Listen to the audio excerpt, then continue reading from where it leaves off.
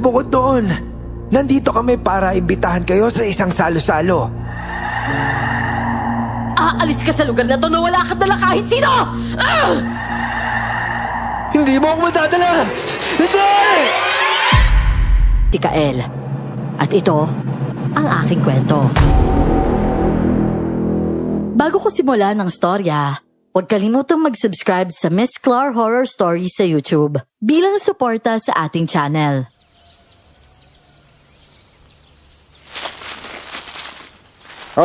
Dali mo na itong 10 banig sa bago nating suke, ha? Oo talaga, Tay. Sabi ko naman po sa inyo, di ba? Kung sa iba, magdi-deliver ako. Pero sa gurang na yun, naku, huwag na dun. Alam niyo naman kung ano yun eh. Di magpanggap ka ulit na bating. Yan ang ginawa mo dati.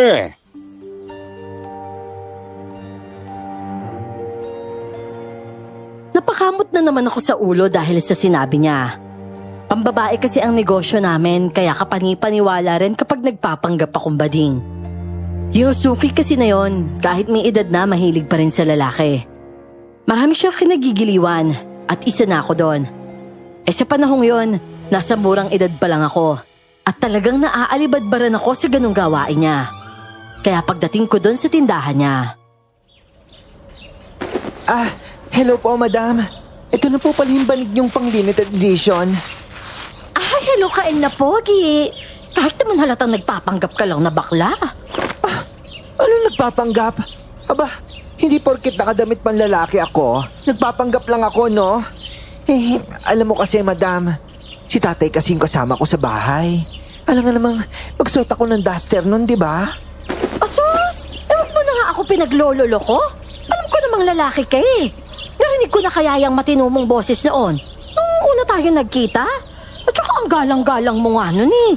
Kaya itigil mo na yan, ha? At saka, dodoblihin ko na lang yung halaga ng mga banig mo. Sige na. Pumayag ka na kasi sa gusto ko. Ay, nako, madam.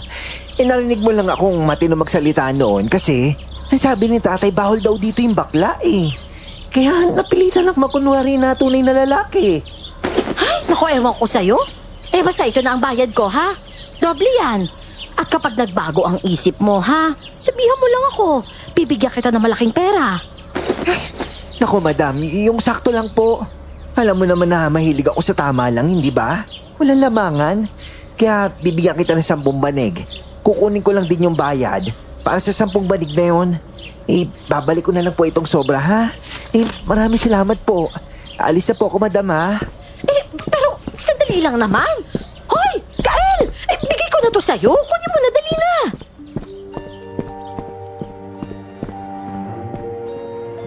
Naglakad ako noon na hindi na lumilingon. Pero rumarampa talaga ako ng bongga. Nang mapagtanto ko na hindi na niya ako nakikita pa, doon naman ako nagpakatotoo sa sarili ko. Bumalik ako sa pagiging tunay na lalaki at huminga na lang ako ng malalim.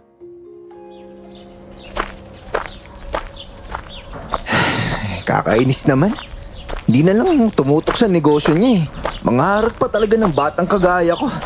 Nako, kakainis naman yun. Tulong! Tulungan niyo po ako! Bata? Tapos sinahabol ng mga aso? Nako, may dugo pa siya oh. Kuya, tulungan niyo po ako! Tulungan niyo po ako! Nako, halika dito. Hoy, kayo mga aso! Tigilan niyo yung bata! Bilisan mo bata! Dito ka! Sinalubong ko na lang ang batang yon at saka ko siya inangat. Pero ang mga aso ayaw talagang huminto. Para bang gusto talagang saktan ang bata. Mabuti na lang may malapit na puno ng mangga, kaya dun ko siya iniakyat. Pero kahit ganon, paulit-ulit pa rin tinatahulan ng mga aso ang bata.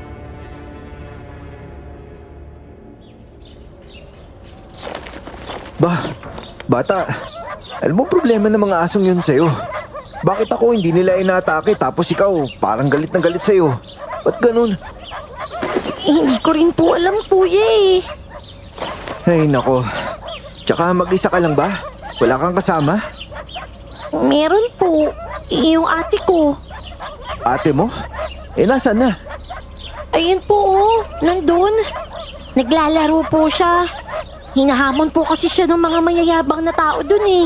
Kasi po, matapang po yung ate ko. Sus, tapos pinabayaan ka niya. Tsaka buisit to mga asong to ah. Hoy, magsialis nga kayo dito. Alis! Ayaw niyo umalis ah. Ang ingay niyo. Alis!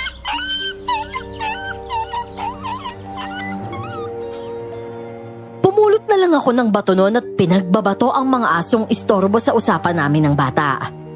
Natakot din ang mga ito kaya nagsitakbuhan palayo. At nang makaalis ang mga aso, binalingan ko naman ang tingin ng bata. Halika na. Ibabalik na kita sa ate mo. Tsaka, bakit ka ba umalis sa tabi niya? Kasi po, babalik naman ako agad eh. Kaya ka siguro hinabol ng aso kasi umalis ka eh. Marami talaga aso sa lugar na to eh. Dapat hindi ka umaalis sa tabi ng ate mo. Halika na. Nasaan nga ba siya? Ituro mo sa akin kung saan dumaan kanina. At saka, teka nga, bago ba kayo dito? Opo, dayo lang po kami dito. At saka, uuwi din po kami mamayang gabi. Tagasan nga ba kayo? Taga malayo po kami. Doon po sa amin walang tindahan. Dito po, ang dami. Ikaw kuya, may pera ka po ba? Gusto ko rin kasing makatikim ng pagkain doon sa tindahan eh. Tapos yung iniinom doon. Iniinom? Opo, yung nakalagay po sa supot. Tapos po may sipsipan. Baka soft drinks yung tinutukoy mo. Bakit? Hindi ka pa ba nakakainom ng ganon? Hindi pa po eh. Buwe, imposible naman yan. Kahit kailan, hindi ka pa talaga nakakainom ng soft drinks? Opo, totoo po. Hindi pa po talaga. Sige, sabi mo eh. Pero anong pangalan mo, bata? Ako po si Miyang. Kayo po? Ako naman si Kuya Kael mo. Pero gusto mo ba ng soft drinks? Opo, ibibili mo po ba ako? Oo naman. Sige na, akong bahala. Tara.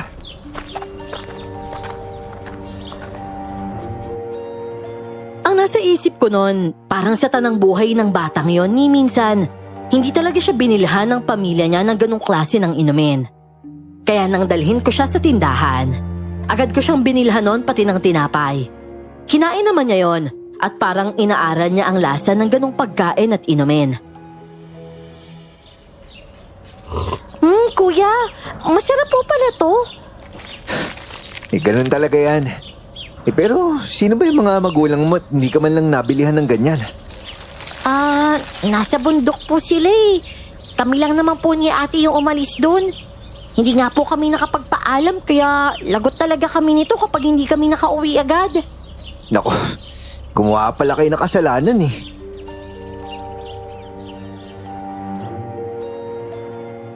Alam naman talaga ng batang yon ang daan pa uwi. At tulad ng inaasahan, nasa plaza nga ang ate niya. Tila kinagigiliwan ito ng maraming tao. At nang lapitan ko, naglalaro nga sila ng baraha.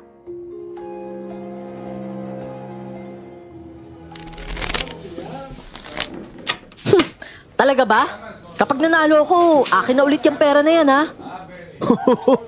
Oo naman, sa'yo na yan. Pero kapag nanalo ako, sasama ka sa akin ha. Kaya sige na, simulan na natin to. Ba, anong ginagawa nila? Kasi po kuya, kanina inaway ng lalaki ngayon yung ate ko. Kaso mabilis kumilo si ate kaya hindi siya nahawakan eh. Tapos sabi po ng ate ko, hindi daw libre yung hawak sa kanya. Kaya ayun, binigyan siya ng lalaki ng pera. Ayaw naman ni ate nun eh. Pero sabi ng lalaki, talunin daw siya sa laro. Natalo po siya ni ate. Kaya ayan, naglalaro sila ng ganyan. At sabi pa po ni ate, kapag nanalo siya, bibili kami ng ganito. Ganon? Oo nga pala. Buti niyo magkapatid, no? Para kayong walang dugo. Ganyan ba talaga yung balat nyo? Opo, ganito po talaga kami. Kayo po, iba pala talaga yung kulay nyo, no? Sa lugar po kasi namin, ganito kaming lahat eh.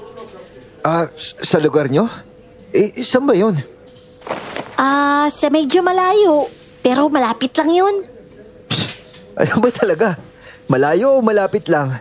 Oo nga po, malayo yun na malapit. Pwede ba yun? Malayo na malapit? Ang gulo mo ah. Pero sigurado ako hindi mo lang kabisado yung lugar nyo. O siya, sige na. Hindi na ako magtatanong.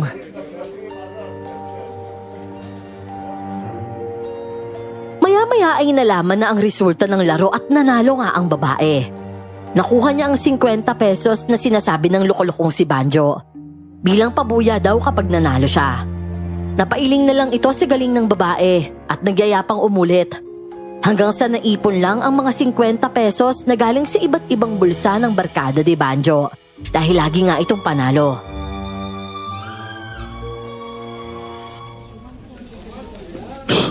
Pambira. Ang galing mo maglaro ah. Oh, ano? Ibig sabihin akin na to ah. Tsaka aalis na kami ng kapatid ko. Teka. Hindi pa kasi yung perang yan. Mahal yung gusto mong bilhin, hindi ba? Laro pa tayo. Ano na naman ba laro? Oh, kukunin mo lang yung pera na pinapatungan ng bote. Dapat yung bote hindi matumba ah. Tapos kapag natumba yung bote, akin ka na. Pero kapag hindi, sa'yo na yung pera. Ano? Payag ka?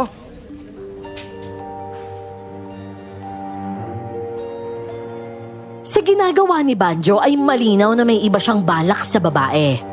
Mukhang malakas ang babae, pero parang madali ring maninlang. Kumakagat siya sa lahat ng palaro. At sa unang tingin, napaka-inosente niya at nakakatakot. Iisipin mo may pagkatanga pero tuso rin. Siguro dahil konti lang ang mga bagay na alam niya sa lugar namin. Kaya napapaisip tuloy ako kung saan talaga siya galing. Base na rin sa kasuotan nilang mga nakabistida ng itim. Tapos hanggang bukong-bukong pa. Alok na! Nakuha mo na naman! Pati sa ganitong paraan, magaling ka rin? Oo naman. Ang dali-dali lang ang pinapagawa mo sa akin eh. Di man lang ako nahirapan. Oh, sus! Ang bira! Oh, ito! Maglalagay ako ng malalapad na papel sa lamesa. Ilalagay ko yung pera sa ibabaw ng papel. Tapos, papatok ko yung bote na may laman sa ibabaw ng pera para hindi gumalaw. Sige nga, subukan mo kunin yung pera nang hindi mo hinihila o pinapagalaw yung bote. Kaya mo? Ang bote kasi na yon, nakatayo pero baliktad. Nasa lapag ang bunganga at may takip lang na tansan. Ang ginawa naman ng babae para makuha ang pera nang hindi matutumba ang bote. Inikot niya ang pera para magmukhang tubo. Habang dahan-dahan niyang hinihila. Hindi gumagalaw ang bote dahil doon ay napanganga si Banjo at nakuha nga ng babae ang 100 niya. Alok na! Nakuha mo pa rin yun? Madali lang naman eh. Ano, pwede na ba kaming umalis? Hindi. Ito po. Gugustutin nga yung papel ha. Tsaka ako ilalagay yung pera. Oh, ayan o. Sige nga, kunin mo.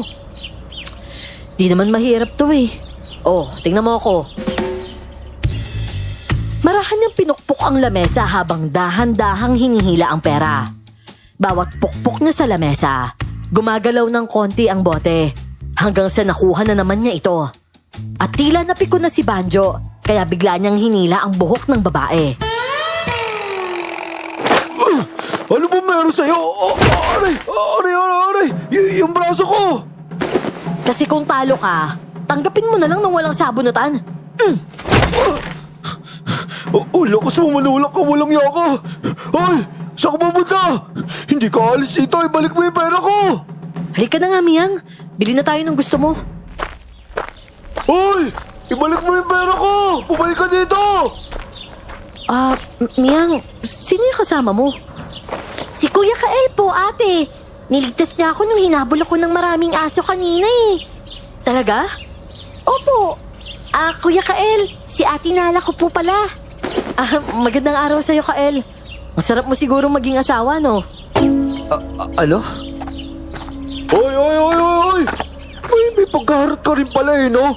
Kailangan mo lang pala ng lalaki, bakit hindi na lang ako?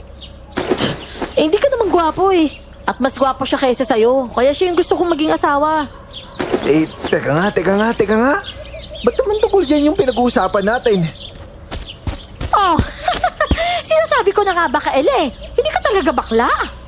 Ay, hindi. Nagkamali lang ng paglapit sa akin na ito si ate. Hindi ako lalaki. Pasensya ka na ha. Lalaki rin yung hanap ko. O siya, sige na. Alis na ako ha. Pabira. Banjo, sakyan mo na lang ako. Tapos tutulungan kita dito. Bilis na. Papa Banjo, bukas ulit ha. Alis na ako. Oh, talaga? Tutulungan mo ako? Oo siya, sige. Sige, my loves. Ingat ka ha. Kita ulit tayo bukas. Agad akong nagmadali na umalis noon ng walang lingon-lingon. Nang makalayo ako, napabugan na lang ako ng hininga. Naaliw kasi ako sa kakapanood ng mga nangyayari doon.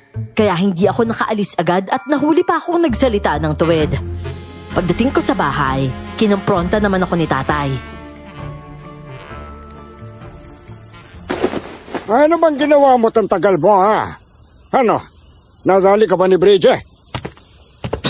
Nadali ka dyan. May nakita lang po akong bata na hinahabol ng manok. Nagmanok? Aso po pala. Bang manok yung sinabi ko. Pero tay, nakapagtataka kasi yung balat ng batang yun eh. Tsaka anong ate niya? Napakaputi nila, parang hindi normal. Lalo na't nakaitim na damit pa sila. Maputi. Baka anak mayaman yun. Parang hindi naman tay. Hindi nga nila alam kung magkano yung perang hawak nila eh. Tapos yung bata, kanina lang daw siya nakatikim ng soft drinks. Saan naman galing yung dalawang yan? Parang nakakapagtaka naman ah. Hindi pa nakatikim na soft drinks. Oo nga po. Tsaka yung ate niya, tay, nakipaglaro kay Banjo ng pustahan. Kapag nananalo siya, mapupunta sa kanya yung pera. Pero kapag natalo, kukunin daw siya. Parang kursunada pa nga siya nung lalaki, tay. Maputi, sabi mo ha. Ano, maganda ba? Oo po, tay. Parehas po sila magkapatid. Tapos yung suot po nila, puro itim lang. Kaya kahit sinong nandun sa baryo, talaga napapatingin talaga sa kanila eh.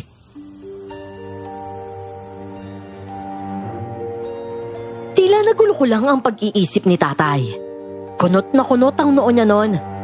At hindi nagtagal, may kumatok sa bahay. Si tatay ang nagbukas ng pinto at nagulat ako nang bigla siyang sumigaw ng malakas.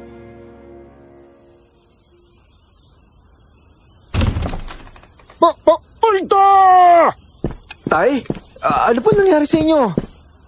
Kuya Kael, sabi ko na nga ba nandito ka lang eh. Dito ka kasi namin naaamoy. Naku, pampihira. Sino ba kayo ha? At bakit para naman kayo nangingintab sa puti? Nandito po kami para hilingin dito sa lalaking gusto kong asawahin na makikituloy lang po muna kami. Gusto mong asawahin? Sino? Itong anak ko. Teka nga, bakit ako? Dahil nagustuhan ko yung katawan at mukha mo. At yung mga gaya mo yung gusto kong mapangasawa. Ay, naku, napakagwapo mo talaga, anak. Pero iha, parang ang bilis mo naman yata. Sigurado kung kanina mo lang nakita itong anak ko, hindi ba? Gusto mo na kagad ba pang-asawa? Bakit po? Dapat po bang patagalin muna? Kasi, malay mo, bakla itong anak ko. Alam ko pong hindi siya ganun. Nararamdaman ko na tunay siyang lalaki. Ay, naku, hindi ka sigurado dyan. Pumasok na muna kayo dito, ha? Pero teka, bakit ganyan naman ang mga suot ninyo? Bakit parang puro itim naman yan?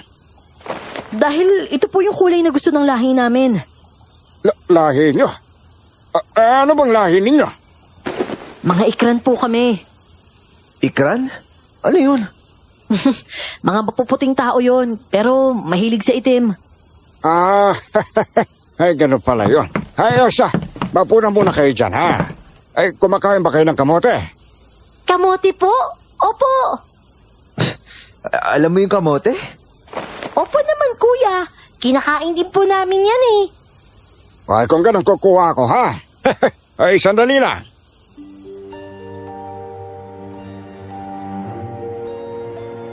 Nakakailang lang dahil ngingiti-ngiti kung makatingin sa akin yung babae. Hindi naman nagtagal, bumalik na naman si tatay at ibinigay sa kanila ang kamoteng nilaga niya kanina. Yung batang si Miyang tumayo at tumingin-tingin sa paligid. Napansin niya ang mga banig na ginawa namin at napangiti pa ito. Ate, magugustuhan ni Ama to. Ba, oo nga no.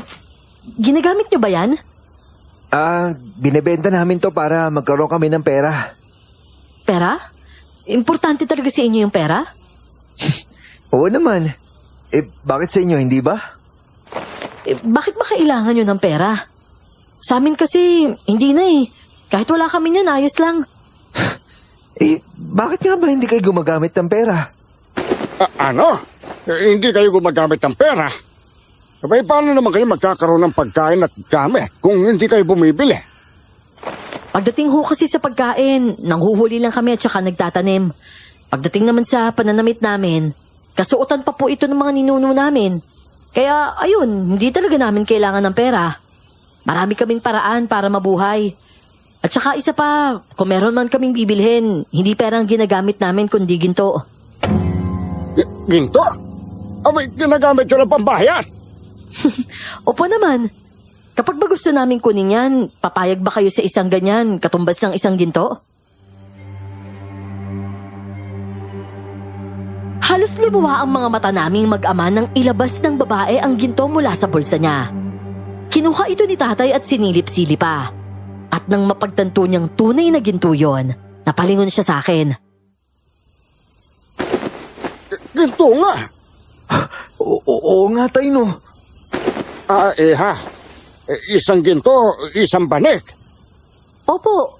At saka, para hindi kami mapagalitan ng ama namin, bibili kami na ganyan sa inyo. Ay, sige. Sandali lang ha. Ilan ba yung bibilin mo? Higit sa 5 sana ang bibilhin niya. Pero ang natira sa amin ay 5 na lang talaga. Kaya 5 piraso ng ginto rin ang nakuha ni tatay. Aba! Alam mo ba, itong ginto na to, mahalaga din to sa mga taong tulad namin. Kasi binibenta rin ito para maging pera eh. Ibig sabihin po pala, mas mahalaga pa rin ang pera kaysa sa ginto. Kasi binibenta ang ginto para makakuha ng pera eh. Kasi nga, dito sa lugar namin, ang nagdadala ng buhay sa amin ay pera. Abay, kailangan namin ng pera para makabili ng pagkain, bigas, tsaka ulam. Kailangan din namin ng gas, pang-ilaw. Pagdating naman sa kasuotan o mga damit, kumbaga, kailangan rin namin ng pera para makabili ng bago. Pero kayo, kahit pala tsinelas wala kayo. Sabay-sabay kaming napatingin noon sa paa ng magkapatid. Tapos napatingin din sila sa mga paa naming nakasuot ng tsinelas.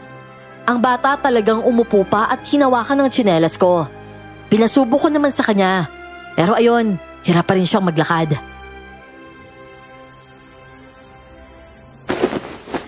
Ayoko ng ganyan. Sagabal pa yan sa paa. Hindi ka lang kasi sanay. Tsaka malaki kasi to kumpara sa paa mo eh. Meron naman kasi maliit yan. Talaga po?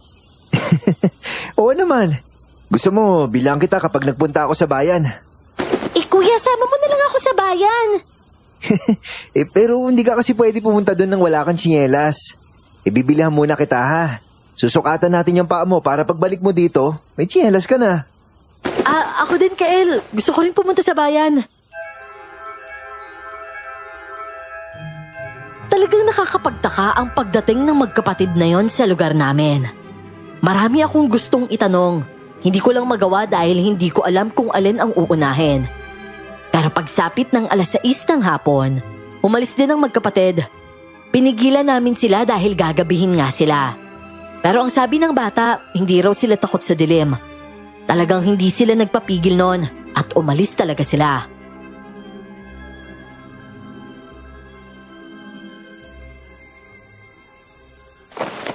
Hindi kaya may pagka-demonyo yung dalawang yun? Yung lahi nila ba? Demonyo ka naman dyan, tay.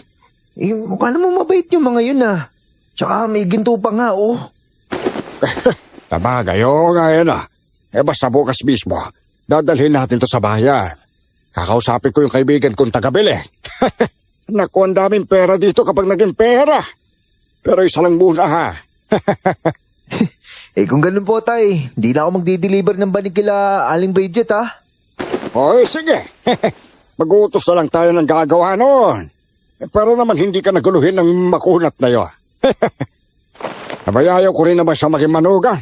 Naku, naalibadbaran ako. Halos kaedad mo lang yata yung anak niya noon eh. Tsaka nakakapagod din kasi magpanggap na bakla tay. Pati tuloy ibang tao nagugulat na sa akin. Nasaksihan pa ni Banjo. Oo na. Ay, mabuti pa. Maganda ka na nakapunan natin mamaya ha. Katapusin ko lang tong mga ginagawa ko.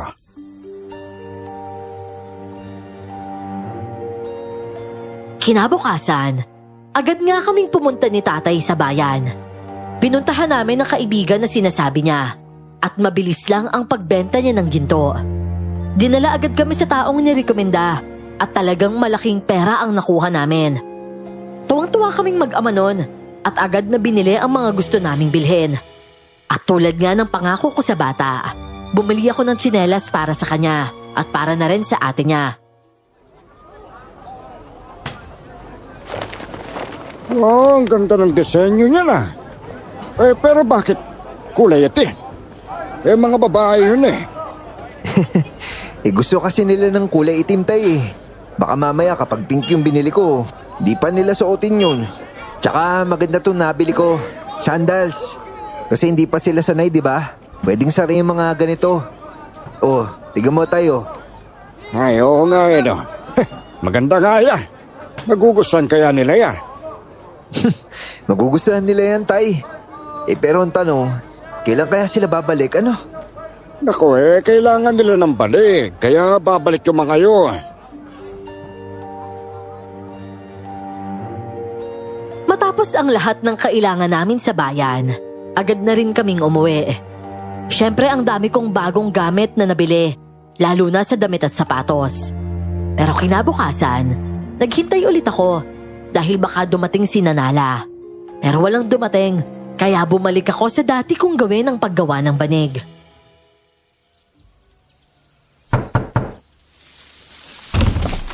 Oh, naparito ka, Banjo. Kael, may piyesta sa kabilang barangay. Sama ka. Disco tayo. Ano? Ba't naman ako sasama? Stoy, may utang ka pa sa akin. Niligtas kita ng isang araw. Gusto kong yayain mo yung babae na magaling maglaro. Sabi mo, tutulungan mo ako, di ba? Oo nga pala. Pero wala pa siya dito eh. Ganun ba? Pero sumama ka na muna. Para maging magkaibigan na rin tayo. Sige na. Masyado ka naman tahimik tsaka mailap sa handaan eh. Subukan mo naman maging masaya. Kung problema mo, damit ako lang bahala. Oh, ano? Sasama ka na ba?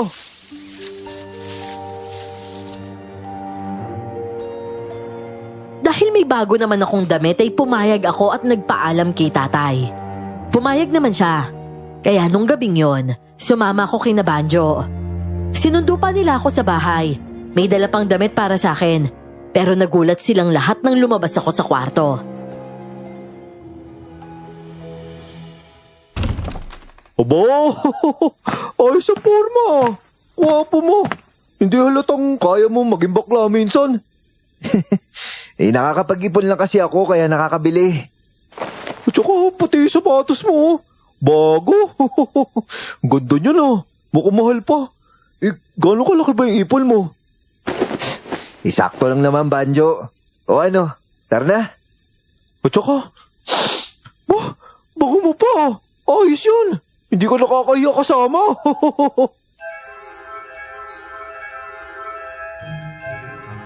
Si Banjo kasi sa barangay namin loko-loko, pero mapili sa mga makakasama. Ayaw niyang makipagkaibigan sa tingin niyang nakakahiya. Gusto niya yung may dating, yung may laman ang bulsa. Dahil binigyan ako ni tatay ng baon, hindi na rin naman ako nailang makisabay sa kanila. Kaya nang ayos na ako, umalis na kami. Hindi ko nga akalaing ni minsan hindi nila ako pinahirapan. Tinrato pa nila akong parang tunay na kaibigan. Pagdating naman sa plaza ng kabilang barangay, Tanging tunog ng malakas na sound system ang nangingibabaw. Pero bago kami pumasok sa loob, tumambay muna kami sa labas at umandar na naman ang pagiging babaero ni Banjo. Hi, miss. Pwede ka ba sumama sa amin? Sungit naman nun. Di naman maganda. Oh, ito. Hi, miss. Ano ba yan? Dinaanan lang ako. Kyle, hindi ba ako gwapo? Ikaw nga, subukan mo. Ano? Bakit ako? Kailangan natin ng dalang babae para makapasok ng libre dyan. Ganon? Pero wala tayong makukuhang babae. Hindi naman tayo pinapansin, di ba? Kaya nga ikaw na lang mag-hi para sumama. Wag na. Hindi ako sanay sa ganun eh. Magbayad na lang tayo. Sige na, ako nang bahala.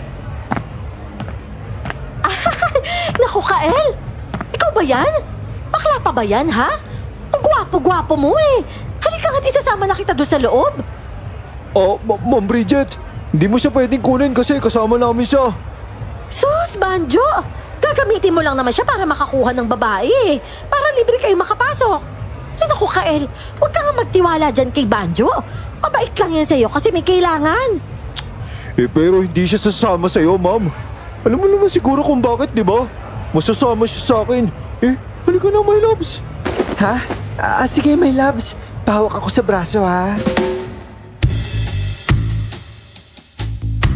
Humawak nga ako sa braso ni Banjo at pareho kaming natawa ng makalayo na. Sa isip ko nun, ayos lang na tawagin akong bakla.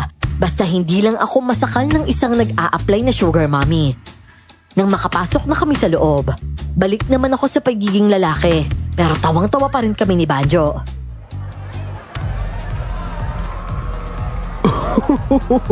Iba rin yung trip mo sa pag-iwas, no? Pero grabe naman kasi yan si Ma'am Bridget, no? Gurang na, pero nakikibagets pa. Kaya nga eh. Kaya nagtataka ako sa iba kung bakit pumapatol pa dun. Dahil nga mas malaki yung binibigay niya. Syempre kakanain na nila yan. Buti nga ikaw, hindi ka kumakagat dun eh. Sus, ba't ko naman gagawin yun? Gusto ko lang naman mamuhay na tahimik, no? Oo nga pala. Mamaya, kapag love song na, maghanap ka ng babae sasayaw mo. Tapos maghanap din ako. At saka, salamat pala sa libre mo ha. Grabe, mukhang mapera ka na ngayon ha. Baliw, ipon lang yun, no?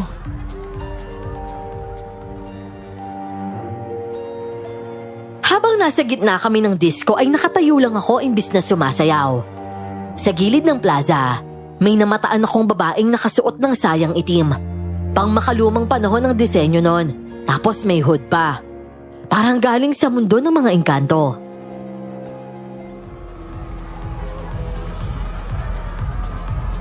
Banjo, saglit lang ako ha.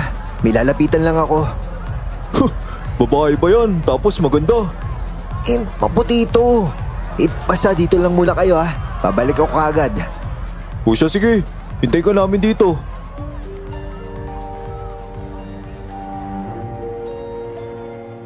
Nilapitan ko nga ang babaeng yon at kinalabit. Pagharap niya sa akin, hindi ako nagkamali. Sinala nga. Ang hindi ko lang inaasahan ay ang pagsilay ng matamis niyang ngiti at ang bigla niyang pagyakap sa akin.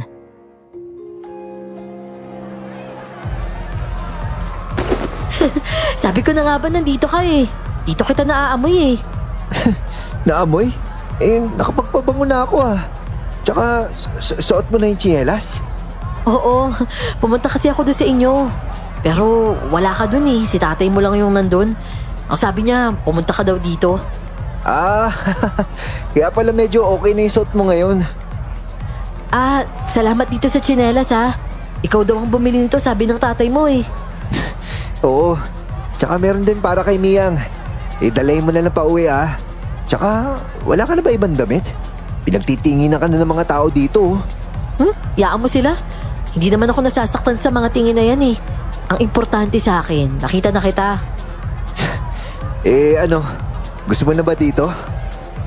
Ano nga pala yan? May malakas kasing tunog eh.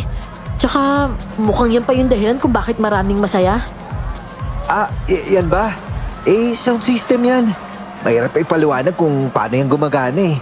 Kasi nga, di ba, hindi ka pa masyado sanay sa makabagong panahon. Kasi kahit pera, hindi ka pamilyar, di ba? Eh kung gusto mo, kumain na lang tayo ng maraming pagkain sa labas. Ayos lang ba yon? Talaga? Oo naman. Tara. Stoy, Kyle! Hindi mo naman na sinabi na siya pala yung pupuntahan mo. Banjo, hindi ko siya nakakilala eh. Nakilala ko lang noon, nilapitan ko. Ganun ba? Eh pero, bakit ba ganyan suot mo, miss? Para kang kulto, oh. Nakikisali ka ba sa Halloween party? Anong Halloween party? Eh, buwan yun ng mga nakakatakot na multo. Aswang tsaka engkanto, zombie. Mga ganun. Banjo, lalabas muna kami ha. Maghanap kami ng pagkain doon. Sasama ba kayo? O sige ba? Hindi na kami tatanggi, nandito na siya eh.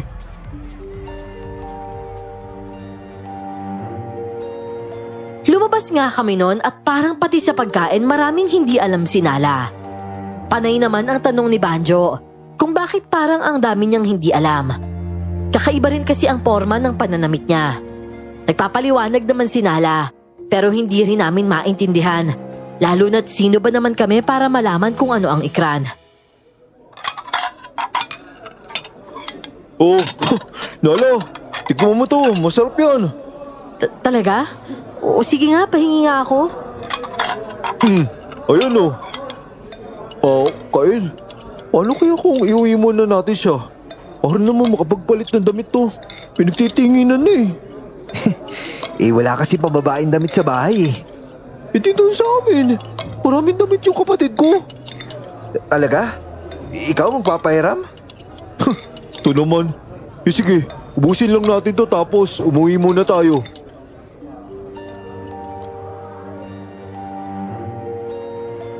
Yun nga ang ginawa namin.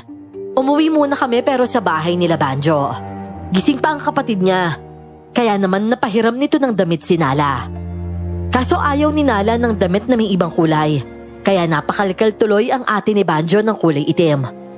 Mabuti na lang, may nahanap din ito. Oh, ayun naman pala eh. Mas bagay sa'yo. Pero grabe kahit sa gabi, nagliliwanag ka sa puti, no? Bakit ba ito? Hindi ba pwede yung dati kong damit? Siyempre hindi. Kasi naman hindi bagay yun pang pistahan eh. Tsaka luma na yung tela niya. Kakaiba. Tsaka, anong klaseng tao ka ba ha? Ano ba yung nakasanayan nyo? Ibang-iba sa lahat yun eh. Oo nga, hindi pa kayo nakakakilala ng pera. Pero, Nala, marunong ka ba magbilang? Oo naman. Mahalaga din sa buhay yung marunong magbilang, no? Para walang maluloko sa'yo pagdating sa numero. Oo nga naman. Pero, grabe, ang ganda mo, no? Ibang klase yung puti mo. Tapos, kaya mo pa ipaglaban yung sarili mo kapag kinanti ka. Tara na ba? Balik na ba tayo doon? Oo, sige. Pero, parang ang gaan ng pakiramdam ko eh. Parang nakalutang ako sa damit ko. Masasanay ka din yan. Hindi naman kasi pwede yung dati mong damit eh.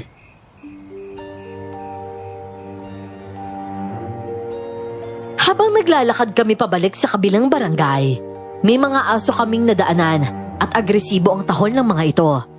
May ilan na tila galit na galit at may tumalon pa para saktan kami. Pero napakabilis ni Nala at nasalo niya ang aso sa mismong leeg nito. Huwag mo ko simulan, aso ah! Papatayin talaga kita! Walang yan. Nasalo mo pa yun kahit ang dilim-dilim na dito. Hindi naman ako bulag sa dilim eh. Sige na. Bitawan mo na yung aso, baka makagat ka pa eh. Hindi ako kayang kagatin ng asong to, no? Masyado siyang mahina. Sige. Bitawan mo na lang kasi baka mapatay mo pa yan eh. Binitawan nga niya ang aso at nagkatinginan na lang kaming mga kasama niya. Isa pa sa katanungan ko noon, bakit tila malakas at mabilis kumilos ang babaeng yon? Sinulit namin ang gabing yon sa pagsasayaw at mukhang natuwa rin si Nala. Naranasan niyang maisayaw at talagang natutuwa siya. Yun nga lang, hindi nakalimot si Banjo sa pinangako ko sa kanya. Stoy, Kyle, kala ko ba tutulungan mo ako dyan? Bakit parang sinusolo mo na? Uy, Di ko to sinasolo, no? Pero yung babae dapat magdesisyon. Sinasabi ko naman sa kanya na samahan ka eh. Ayaw niya. Ano magagawa ko? Ay, naku. Baka naman pwede mo namang gawan ng paraan. Dahan-dahan ka lang kasi. Huwag mo ipakita sa kanya yung ugali na ayaw niya. Magpakabait ka para magustuhan ka niya. Sigurado ako makukuha mo yon. Talaga? Sige, gagawin ko rin. Basta huwag mo siyang agawin sa akin, ha? Sus, alam mo namang wala akong hilig sa ganyan, di ba?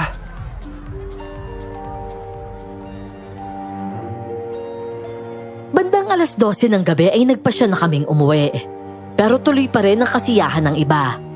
Inaya ni Banjo si Nala na sa kanila na matulog, pero umayaw ito at mas piniling sumama sa akin. Hindi na rin ito pinilit pa ni Banjo at hinayaan na lang. Kaya sa bahay ko siya natulog at sa mismong higaan ko pa. Sa sofa ako sa labas natulog, pero hindi rin naging mahimbing dahil nagising ako sa presensya niya. Nala? Anong ginagawa mo dyan sa upuan? Hindi ba dapat nakahiga ka dun sa kwarto mo? Kasi Kael, hindi ako natutulog sa gabi. Ano? Bakit naman? Sa umaga kasi ako natutulog, tsaka hindi ako inaantok ngayon. Pambihira ka naman. Pero hindi mo kailangan maupo dyan. Tsaka malamok dito, oh. Ikaw na lang yung bumalik sa higaan mo, Kael. Hindi rin naman ako kinakagat ng mga lamok dahil hindi nila gusto yung dugo ko eh. Ano? Pabihira. Kaya sige na, ikaw na doon sa kwarto mo. Hindi naman ako matutulog eh. Mas kailangan mo yun kesa sa akin. Sigurado ka ba? Baka gusto mo pang humiga. Hindi na. Kasi kung dito ka, kakagatin ka ng mga lamok eh. Ako, hindi naman ako kinakagat. Kaya doon ka na lang sa higaan mo. Huwag mo nang isipin na mas kailangan ko. Dahil mas kailangan mo talaga yun.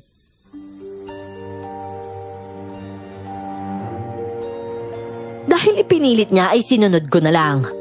Hindi pa rin ako makatulog at tila nakaidlip lang ako ng konti at nagising ulit. Nang lumabas ako ng kwarto ay wala siya. Hinanap ko siya kahit sa labas, pero wala rin. Nakakarinig lang ako ng kaluskos at tila angil ng mabangis na hayop palayo. Nala? Nala, nasaan ka? Nala! Uy, Kael, ano yung ginagawa mo dyan? Madaling araw pa. Madaling pa igising ka na. Hinahanap ko po si Nala, tay. Parang umalis yata siya kahit madilim pa. Anong umalis? Ano ba naman gabi pa to eh? Madilim pa, bakit naman umalis? Hindi ko po alam, tay. Grabe, kakaiba talaga to si Nala. Salungat yung ugali niya sa ibang babae. Kahit dito sa baryo natin, hindi siya natatakot gumala sa gabi. Sabi pa niya, hindi daw siya natutulog sa gabi. Hindi natutulog sa gabi? Aba, imposible naman yan. Ano yun, hindi siya inaantok? Hindi po yata eh. Mas pinapanood niya ako matulog. Kaya lumipat ako sa higaan ko. Kasi ayaw daw niya talaga matulog. Tapos ito pa yung sabi niya, hindi magugustuhan lamok yung dugo niya. Ay bakit? Ano ba yung dugo niya? May lason ba para kayawan ng lamok? Di ba, tay? Kakaiba, no? Pumasok ka na ka. Matulog ka na uli. Abay kung hindi siya natatakot sa dilim at bukang palaban, hindi mo na kailangan mag-alala doon. Sige po, tay.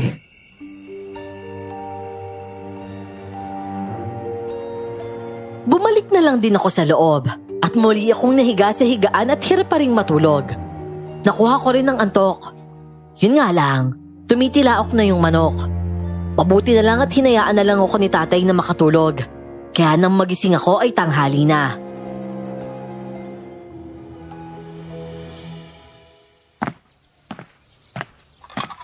Nanangalian ka na. Ay, alis ako para manguha ng gagawin natin balik pagbalik ko ha. Gagawin natin yung pareho. Sige po, tay. Magluluto na lang po ako dito mamaya.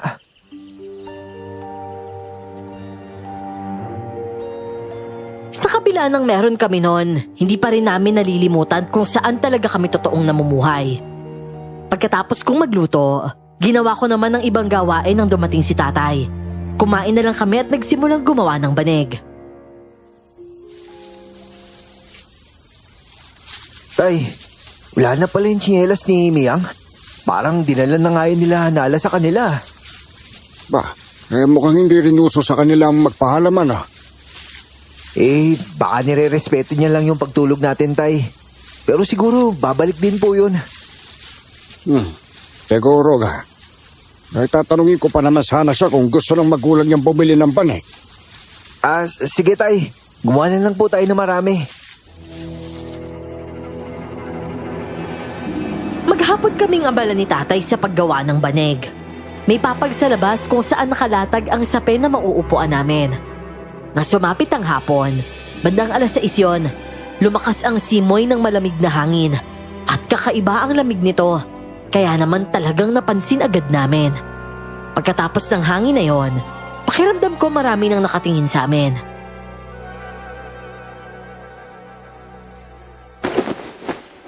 Parang kakaiba ang pakiramdam ko nararamdaman mo rin ba? Tay, parang may nakatingin sa atin, Tay. Nararamdaman mo rin pala. Mga kulto! Anak! May mga kulto! Nataranta kaming tumayo ni tatay at nanatili lang sa isang sulok. May mga tao sa paligid at mga nakasuot ng tila sutana na itim at may hood. May kasama silang isang bata at agad ko siyang nakilala. Miyang? Nakakatawa naman po kayo, kuya. Nagustuhan po ni Ama yung banig na binili namin sa inyo. Hindi mo kailangang matakot, Kael. Kami lang to. Kasama namin si Ama. At tama si Miyang. Nagustuhan niya yung banig na binili namin dito. Talaga? Ay, nako. Kayo pala yan. Pero dalawa pa lang ang nabuo namin kanina lang. Kasi halos kakasimula lang namin Wala pong problema. Gusto lang naman po kayo makausap ni Ama. Kael, Tatay Pogi. Siya nga po pala si Amang Emong. Magandang araw, parang Emong. Magandang araw din ho sa inyo. Magandang hapon din sa inyo. Nagustuhan ko ang mga dala ng anak ko. At lahat ng mga kauri namin gusto din magkaroon nun. Maaari ba kayong gumawa ng higit pa sa 20 peraso nun? 20? Higit sa 20? Opo, Tatay Pogi. Higit sa 20 po. Sa lugar kasi namin, yung bahay po kasi doon, higit sa 20 yung may kailangan. Sige. Gagawin po namin yan. Sa loob lang po na 1 linggo, matatapos namin yung ganyan dami ng banig. Baka nga po wala pa 1 linggo, maayos na namin yun ganun ba? Babayaran namin ng ginto yung gagawin ninyo. Pero dito sa lugar ninyo, parang kakaunti lang yung magagamit na materyales. Sa amin kasi, maraming apaka at iba pang klase na pwedeng gawing banig. Talaga ba? Pare, pero kasi, tanim nyo yun, tapos... walang problema. At bukod doon, nandito kami para imbitahan kayo sa isang salo-salo. Dahil ang anak namin umiibig sa inyong anak. Ano? Bakit parang nagulat ka, Iyo? Handa na mag-asawa si Nala. Aba, hindi mo ba gusto ang aking anak na dalaga? Sigurado kung gusto rin niya ang anak ko. Pero nakasanayan po namin na parang hindi angkop sa paningin namin.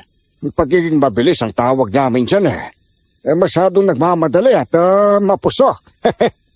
Kung gusto niyo talaga ang anak ko kailangan muna namin siyang bigyan ng respeto. Di ba anak? Tama po yun. Dito po kasi sa amin, kinakaibigan po muna namin yung babae. Nagpapaalam na lilinawin yung intensyon na manligaw. Tapos yung babae, mag-iisip muna kung karapat-dapat ba yung lalaki. Kasi po, may mga tao kasing mahirap pagkatiwalaan Baka po masaktan siya pag nagkamali siya. Kailangan po, sobrang sigurado. At saka, masyado pa po akong bata. Aba, ganun pala katagalan ng proseso ninyo, ano? Pero sige, re-respetuhin namin yan. Hindi ba, Nala? Opo, nakahanda po akong sumunod sa patakaran nila, Amang. Pero, pwede po ba kayong sumama sa amin sa salo-salo? Bilang simula ng pagkakaibigan. At saka, huwag kayo maglala. Ibabalik namin kayo rito kapag tapos na yung salo-salo.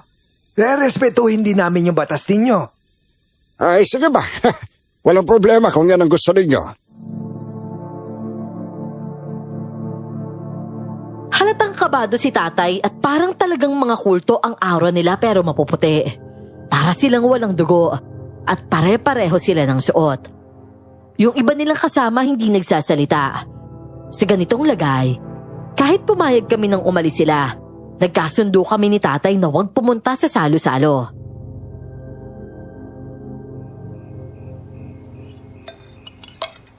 Alam mo, hindi maganda talaga yung kutob ko sa mga yon. May pakiramdam ko mapapahamak tayo kapag pumunta tayo sa kanila eh. Ako din, tay. Kahit nakasama na namin si Miyang tsaka si Nala, parang nakakatakot po talaga pumunta sa kanila. Eh di hindi tayo pupunta para siguradong ligtas tayo.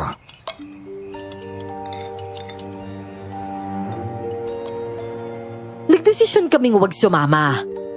Kahit sino naman siguradong mag-aalinlangan kapag ganito ang nararamdaman. Kaya nung araw ng anunsyo, umalis kami ni tatay at nagpanggap kaming may emergency para may iisang dahilan kung tatanungin kami. Nakituloy kami sa bahay ng kapatid ni tatay na may 7 anak. At kinagabihan, natulog kami sa bahay nila. Pero nang magising kami, napansin kong nasa ibang lugar kami. Napabalikwas pa nga ako sa pagkakabangon. Anong lugar to? Tay, gising po, tay. Hello, Kuya Kael. Mia, bakit ka nandito? At saka nasa kami? Nandito kayo sa lugar namin. Ano? Teka, paano kami napunta dito? Hindi niyo po ba naaalala? Pumayag kayo na dumalo sa sali-sali, di ba? Kaya kayo nandito ngayon. Pero Miyang, hindi naman kami pumunta dito ah. Basta po pumayag kayo sa kasunduan ng mga ikran, magigising na lang po kayo sa lugar namin. Ano? Paano nangyari yun? Tay, uy, tatay po gigising naman oh. Ano na naman, Kael? Tay, nasa ibang lugar tayo, tay. Ha? Ay, parang nasa ibang lugar tayo. Teka, yung pinek, nakabalik tayo. Hindi ba kutsyon yun? Hindi, tay. Nandito tayo sa lugar nila, tay. Ano? Oh, nandito si Miyang oh. Anak na, paano nangyari yun? Bakit parang ayaw nyo dito? Natatakot po ba kayo sa amin? Ayaw nyo po bang makipagkaibigan? Ha? Ay, hindi naman sa ganon. Eh kung ganun po, edi tatawagin ko na si Amang. Nang umalis ang bata ay inilalayan ko naman na huwag magpanik si tatay. Hindi na kasi uubra yon. At isa pa, nandun na kami sa hindi maipaliwanag na dahilan. Dapat pala hindi kami pumayag para hindi kami mapunta sa kanila. Dahil para sa amin nakakatakot na yon. Walang normal na tao ang nakakagawa nun. At oo, napapansin na namin ang kakaiba sa kanila. Malalakas, mabibilis at matatalim ang pangamoy. Pero hindi namin inasahan na meron pa silang ganong kakayahan. Akala ko nga hanggang doon lang sila malakas at mabilis. Malay ba namin na pati parang mahika ay may taglay sila.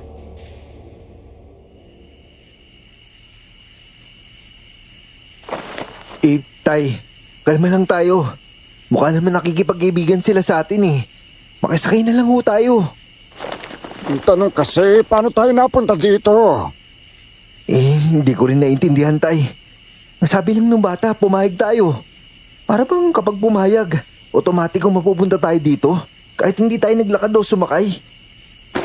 Kaya nila yun. Ano yan at kinuha nila tayo nang hindi natin namamalaya? Hindi ko talaga alam, tay. Nagulat na lang ako. Nagising ako. Nandito na tayo eh. Oh, gising na pala kayo, Kael. Alika na, naghihintay na si Amang sa labas eh. Nala, teka lang. Magtatanong muna kami. Hindi naman kasi kami umalis sa amin, di ba? Pero bakit paggising namin nandito na kami? Oh, di ba pumayag kayo sa alok namin? Hindi nyo na kailangan maglakbay kapag ganun. di ba mas maganda yon kaysa naman maglalakbay pa kayo papunta dito? Masyado kasing malayo yung lugar namin kung lalakbayin nyo pa.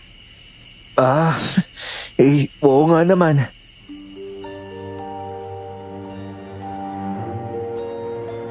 Sa labas ay bumungad sa amin ang mahabang lamesang punong-puno ng pagkain. Pati na rin ang sariwang prutas na talagang preska pa.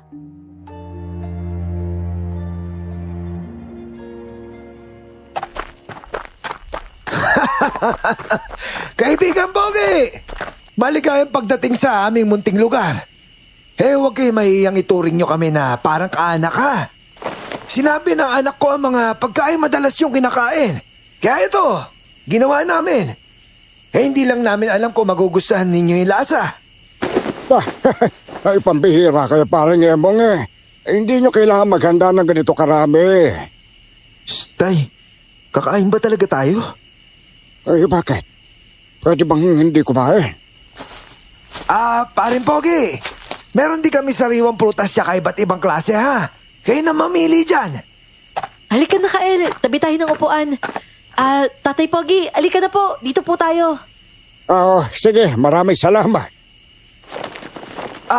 Mga kasama, ang panauhin natin ngayong gabi ay si Kaibigan Pogi at ang anak niya si Kael na nais mapangasawa ni Nala.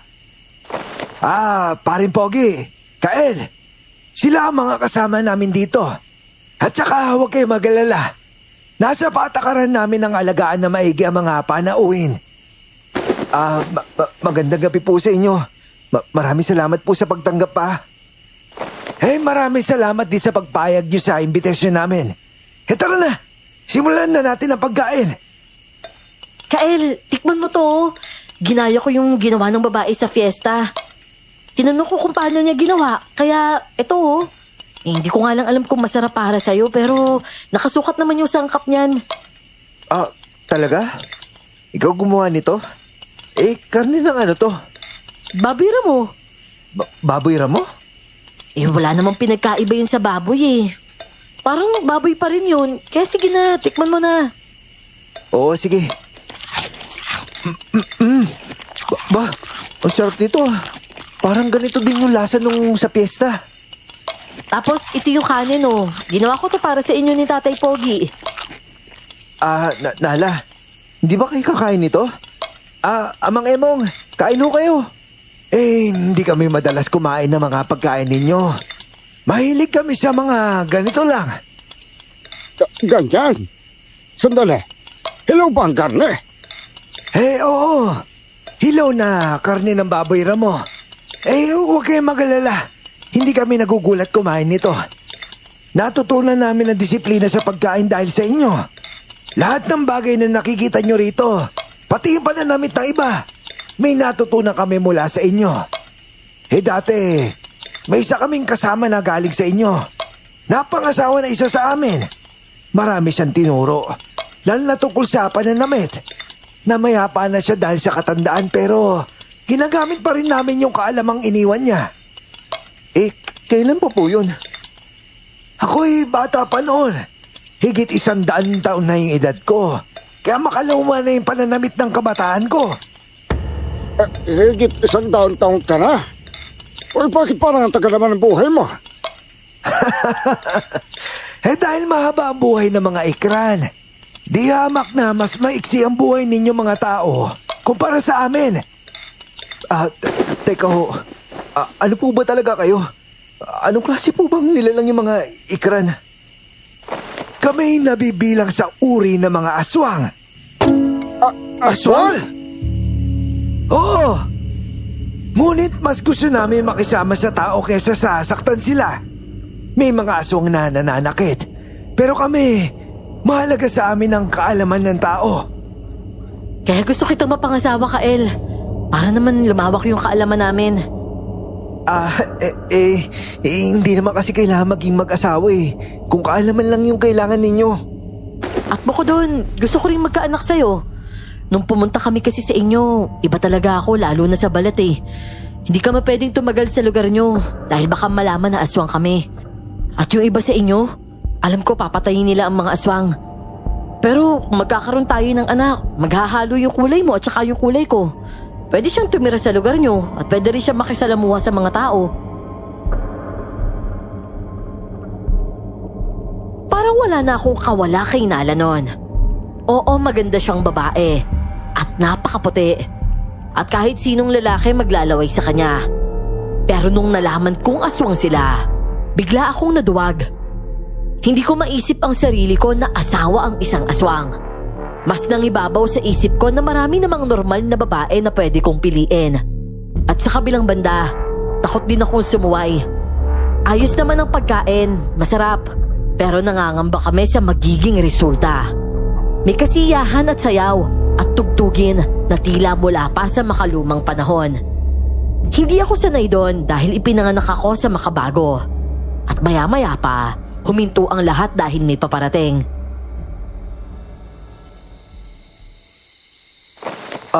Teka, ano meron? Huwag kayong magpapakita dyan. Dito lang kayo sa likod namin, ha? Sige, bakit ba? Kasi kuya, may paparating po. Yung tumiwalag sa grupo namin noon na sabi ni amang masamang aswang daw. At talagang lahat kayo hihinto. Dahil sa kanya. Abay, bakit parang natatakot kayo? Dahil anak po siya ng dating masamang pinuno namin dito. Naku, ayan na po siya.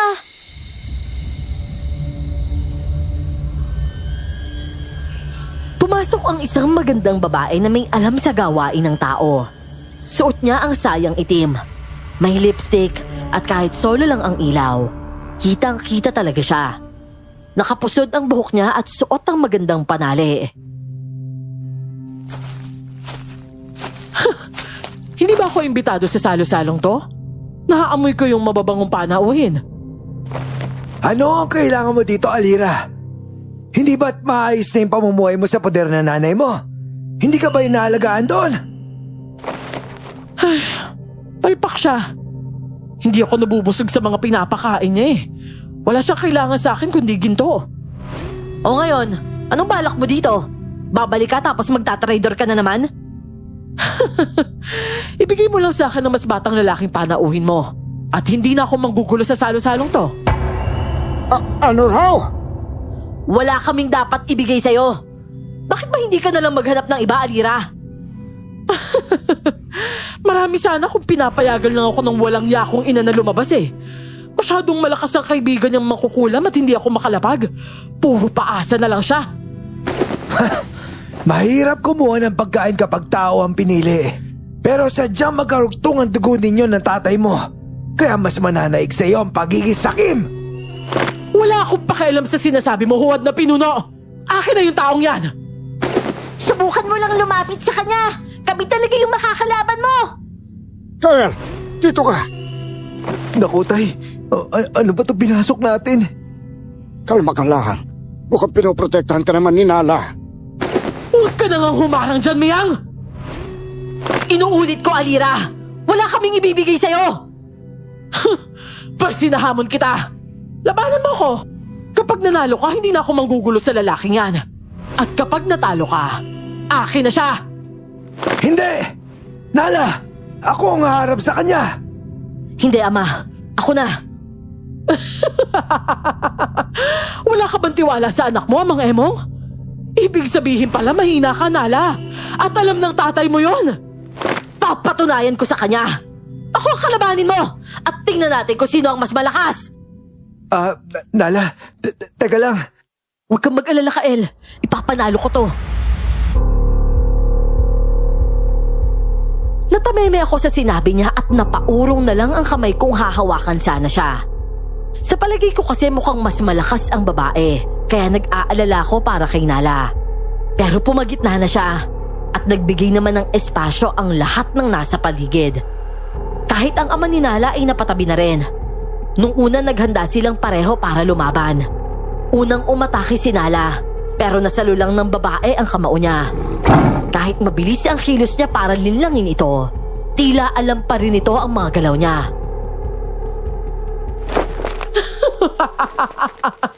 Yun lang ba ang kaya mo, Nala? Nagpapatawa ka ba? Sa tingin mo ba mananalo ka sa akin kung ganyan ang galawan mo? Naniniwala ka na ganun lang ang galaw ko, Alira? Ibig sabihin pala, madali ka lang malinlang. Hoy Nala! Anong mali lang? Ramdam kita na mahina ka lang! Muli ay nagpalitan sila ng suntok at sipa. Ilang beses na tinamaan si Nala at nasaktan. Tumilapon at napadura ng dugo. Pero talagang hindi siya sumusuko at patuloy pa ring lumalaban. Ano Nala? Kaya mo pa ba? Sumuko ka na! Mapapatay lang kita kung hindi ka titigil! Oo at malakas ka. Pero sige lang, dahil malapit ko nang ibalik sa itong mga pasa na to. Nagpapatawa ka ba Nala? Sige na, sumuko ka na! Hindi ako susuko! Ito sa'yo, humanda ka! Sa pag-atake naman ni Nala ay nagulat ang lahat sa mga naging galaw niya. Kahit ako nagulat dahil bigla siyang bumilis at natamaan niya pa ng 3 beses sa mukha ang babae. Walang iya ka Nala! Nakopya mo yung ginawa ko! Malakas ka nga, Alira, at mabilidad. Pero alam mo ba kung anong kulang sa'yo? Kulang ka sa utak! Pinakita mo sa akin ang sagad lahat ng abilidad mo. Kaya walang nakatakas kahit isa sa mga yon. Kaya humanda ka ngayon, Alira! Dahil aalis ka sa lugar na to na wala kang dala kahit sino! Lalo pang nagsigawan ng mga nanonood dahil ginamit na nga niya ang kakayahan niya. Pati ang kakayahan ng babaeng ginaya niya ng ganun lang kadali. Nabugbog niya ang babae na sobra pa sa ginawa nito sa kanya. Hanggang sa hindi na nito kayang lumaban pa at biglang nag-iba ang itsura nito. Nagpalit siya ng anyo na mas lalo naming ikinagulat ng tatay ko. Nagkaroon siya ng sungay na parang kalabaw at medyo lumaki ng konti ang katawang tao niya. Kumulubot ang mukha niya at namumula ang mga mata. Doon ako lalong naging kabado at nawala talaga sa isip ko na posible palang maging ganun din si Nala. Kaya nang tingnan ko siya, ganun din pala ang nangyayari sa kanya. Mia, ganyan yung itsura niyo kapag nagiging aswang? Opo, kuya. Nagtutulis sa mga kuko nila. Ano ba itong laban patahin talaga? Kailangan talagang gawin yun ni Nala. Opo, dahil yun po yung napagkasunduan. Wala na kaming magawa nun kundi panoorin na lang ang pagsugod nila sa isa't isa. Mas malala ang bakbakan nun at mukhang nagulat pa kami dahil habang umaatake si Nala, parang humahaba palalo ang sungay niya. Dahil doon nadedehado ang kalaban niya at nakakuha pa ng pagkakataon si Nala na kalmutin ito sa katawan. Binuhat pa niya ito sa kahinagis. Tila napasobra pa ang ginawa niya at napabalik sa anyong tao ang babae. Bakit ang lakas mo? Anong mayroon sa'yo? Bakit? Nakalimutan mo na ba kung ano talaga yung pinanggalingan namin, Alira? Hindi ba't ako yung panganay sa 7th henerasyon? Natural bilang aswang, mas malakas ako sa'yo. Ano? Suko ka na ba? Sabihin mong hindi at subukan mong tumayo para matuluyan na kita. Nanatiling nakahiga lang doon ang babae na wala ng saplot at hindi na bumalik sa pagiging aswang. Tila palatandaan din yon na hindi na siya papatol. May mga lumapit na kababaihan at binigyan siya ng itim na kapa at tinanggap niya yon. Bumalik na rin sa pagiging tao si Nala at agad siyang inabutan ng takip ng mga kababaihan ron. O ano, Alira? Ngayon mo sabihin na mahina ako? Hindi pa tayo tapos, Nala! Bumalik ka na lang sa nanay mo at aralin mo na lang mamuhay bilang tao. Umalis ka kung ayaw mo makisalo. Kung nais mo makisalo, makisama ka! Tumayo nga ang babaeng yon at nagpagpag ng alikabok sa katawan. Hindi ko inaasahan ang paglapit niya sa akin at tinaasan pa ako ng sulok ng labi niya na parang natatawa. Kael, Kilala mo ko? oo naman. At gusto ko lang sabihin sa'yo na hindi bagay sa'yo maging bakla. At hindi rin naman naniniwala yung nanay ko doon. Nanay mo? Oo. Ako yung may utos sa kanya na kunin ka. Kaso ayaw mo eh. Tapos nagpapanggap ka pa talagang bakla. Siguro kung ako mismo yung humarap sa'yo, baka naunahan ko pa tong babaeng to eh. Walang iya. Anak ka ni Bridget. Ano? Nagulat kayo no? Oo, anak niya ako. Yung ayaw niyang ipakita sa inyo kasi aswang. Iba yung kulay ng balat ko kumpara sa inyo, di ba? Tapos biglang may naligaw na 2 magkapatid. Itong 2 to. Mukhang tinanggap niyo naman, di ba? Tapos siya pinagbabawalan ako? Magtutuos talaga kaming dalawa ngayon. Teka. Huwag mo saktan yung nanay mo, lalo na't nanay mo siya. Iba ka lang na maayaw niya mapahamak ka kasi kakaiba ka. Oo naman, Iha. Kausapin mo ng mahigi. Bakit ko naman siya kakausapin pa? Kung hindi naman niya kayang pumatay para sa akin, dapat pumapatay siya para sa akin. Dahil ang tunay na ina, kapag mahal ang anak, ibinibigay niya yung gusto. Hindi yung pinagdadamutan niya pat kinukulang pa. Kahit ano gawin ko sa bahay na yun, hindi ako makalabas tuwing may araw eh. Matapos niyang magmaktol ay padabog siyang umalis sa lugar na yon. Nakahinga naman kami ng maluwag at talagang nakakagulat ang mga nalaman ko noon. Anak pala siya ni Aling Bridget at ni minsan ay hindi namin siya nakita. Tila sa kabila ng lakas niya, kontrolado pa rin siya ng nanay niya.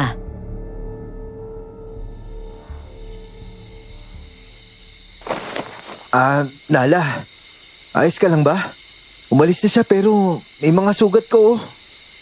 Huwag kang mag-alala. Mabilis lang naman tong gumaling ka, El. At kita mo, kaya-kaya kitang ipanalo, di ba? Salamat Lalo na't anak pala siya ni Aling Bridget. Hindi ko kasi nakilala yung nanay niya eh. Kaya nang magpunta ako sa inyo, hindi ko alam kung sino doon. Pero alam ko na talaga na tao yung nanay niya. Kung naalala mo yung nagamon sa si Banjo noon, di ba? Tapos may biglang babaeng dumating noon. Yung parang bungangera. Naaalala ko na. Sa kanya ko rin pala naamoy yung pamilyar na amoy. At yung pamilyar na amoy na yon, Alira pala yon.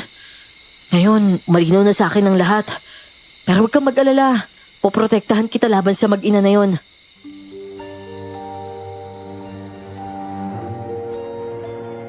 Nagulat kami sa katotohanan na yon. At naging malinaw rin sa akin kung bakit sa kabila ng pagiging matanda ni Ma'am Bridget, naghahanap pa rin siya ng mas batang lalaki. Dahil pala may anak siyang nangangailangan nito.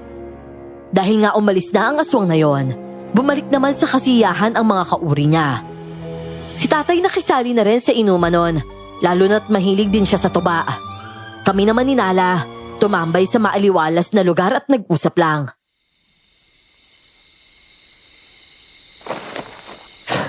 Grabe pala kayo dito, no? Grabe kayo lumaban. Lalo ka na. Napakabilis mo tapos kahit mas magaling siya sa'yo, nagawa mo pa rin siyang talunin. Kasi madali lang naman gayahin yung ginawa niya sa akin. Kaya yun, kailangan ko lang magpabugbog sa umpisa para makuha ko rin yung abilidad niya. At para magamit ko yun laban sa kanya. Paano ba yan? Nakita mo nang magaling ako. Pwede na ba kitang maging asawa? Masyado naman nakakabagot yung buhay pag-ibig na gusto mo. Hindi tayo masasayahan yan eh. Anong ibig mo sabihin hindi tayo masisiyahan? Masaya na nga ako eh. Tsaka mukha ka namang masaya. Tingnan mo, tumatawa ka pa nga Hindi. Kasi ganito yun. Sa amin, sa mga tao, yung gaya mo, nililigawan niya ng mga lalaki. Binibigyan ng bulaklak, tapos pinapasaya namin. Tapos yung babae naman, kinikilala muna yung lalaki bago tanggapin. Di ba kilala naman na kita? Kaya hindi mo na ako kailangan ligawan, no? Pampatagal lang yan eh. Sus Mariosep naman to. Hindi nga pwede ring agad-agad. Sige, ganito na lang. Ako na lang manliligaw sa'yo. Marunong ka? Hindi. Di turuan mo na lang ako. Ako pa talaga magtuturo sa'yo?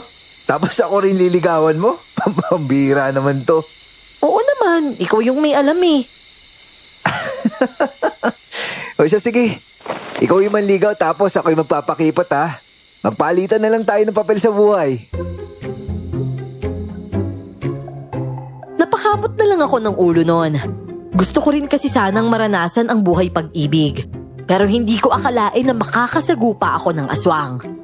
Para na siyang inosenteng batang gustong makisabay sa mga dalaga at binatang nakikipagrelasyon.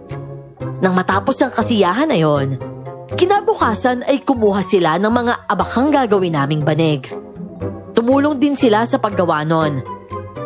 Kaya naman sa buong araw na yon ay may ilan pa rin kaming nagawa. Ang akala namin nun, hindi pa kami pwedeng umuwi. Pero pagsapit ng gabi, nang natulog kami ni tatay kinaumagahan, ay nagising kaming nasa bahay na.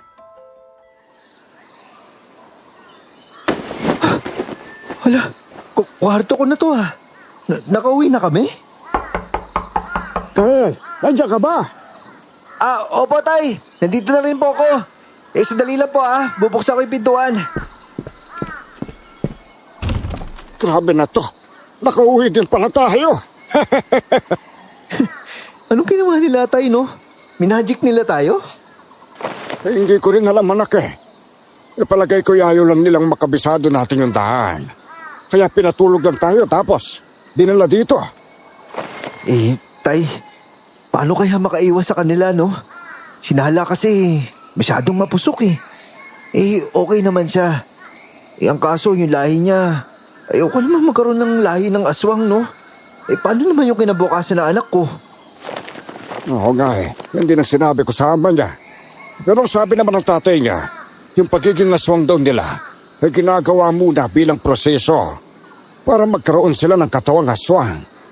Ngunit bilang tao pa lang, may mga kakaiba lang daw silang kakayahan.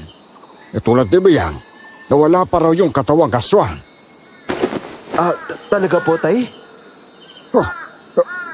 Nabiliwanag ang mukha mo ha. Nabuhayan ka ba ng pag-asa? Ano na buhayan ka ng pag-asa dyan, tay? Hindi nga po ako komportable sa ginagawa niya eh. Kakikilala lang namin tapos gusto niyang magkasama na kami kaagad. Hindi ko naman siya maligawan kasi sigurado sasagutin niya ako kaagad. At saka bakit naman ako maliligaw, tay? Hindi pa nga ako sigurado sa kanya, di ba? Tsaka aswang siya, tay. Hindi naman po sa pagiging maarte tay wala akong pakialam sa maganda o pangit na lahi. Pinag-uusapan kasi dito, tay. Delikado eh. Maraming posibilidad na mapahamak tayo kapag pumayag ako sa gusto niya. Kung sa bagay, pag-aasawa hindi biro tulad ng kanin.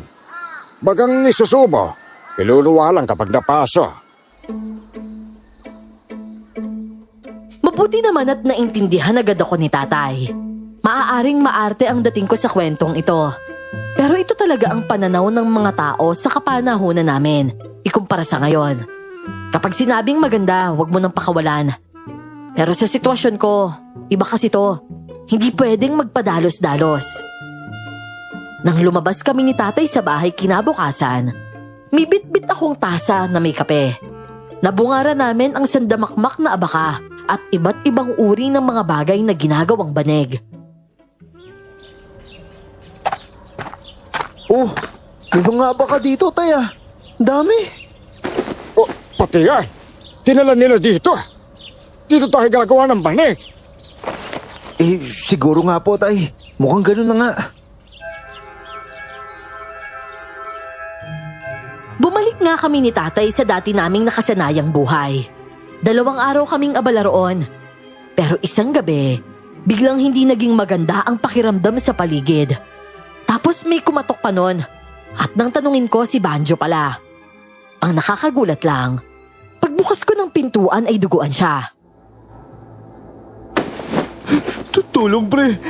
May halimaw sa bahay ni Ma'am Bridget. Ano sabi niya? Halimaw daw. Umuwi ron ng anak niya. Halika muna dito, Banjo. Pumasok ka muna. Ano ba nangyari sa'yo? Pumasok ka ba sa bahay nila? Sandali, kukuha ko ng igagamot yan ha. Maraming salamat po, Tatay Bogie. Oo, pumasok ako doon. Pero hindi ko alam kung paano ko nagawa yun eh. Ano yung hindi mo alam? Na pumayag daw ako ayain ako ng anak niyang bagong dating. Kaso yung anak niya, nakakatakot eh. Hindi na sana ako pupunta. Pero nagising ako, nasa loob na ako ng bahay nila. Tapos nandun na yung babae. Yung Alira nga yun. Alo? Kilala mo yung babae yun, pre? Asang yun, pre? Oo, kilala ko siya. Kakilala siya ni Nala. Katulad siya ni Nala. Babae maputi. Maganda pero halimaw pala. Kahit kay Nala, huwag ka magtitiwala dun. Nalilin lang sila ng mga tao. Mga aswang sila, Kyle. Hindi, Banjo. Alam ko yung pagkatao ni Nala. At kalaban nila yung anak ni Ma'am Bridget. Masamang aswang talaga si Alira. Pero iba si Nala. Banjo, ano nangyayari sa'yo? At talagang nakuha na niya ang tiwala mo, no? Kinaya mo yan, Julie Baggio! Dapat kasi, inalam mo kay Nala kakayahan ng mga ikran nang hindi sana kita nalinlang ngayon. At ikaw, akin ka na ngayon! Bitawan mo ko! Bitawan mo ako! Matulog ka na dahil kukunin kita! Hindi! Hindi mo ako madadala! Hindi!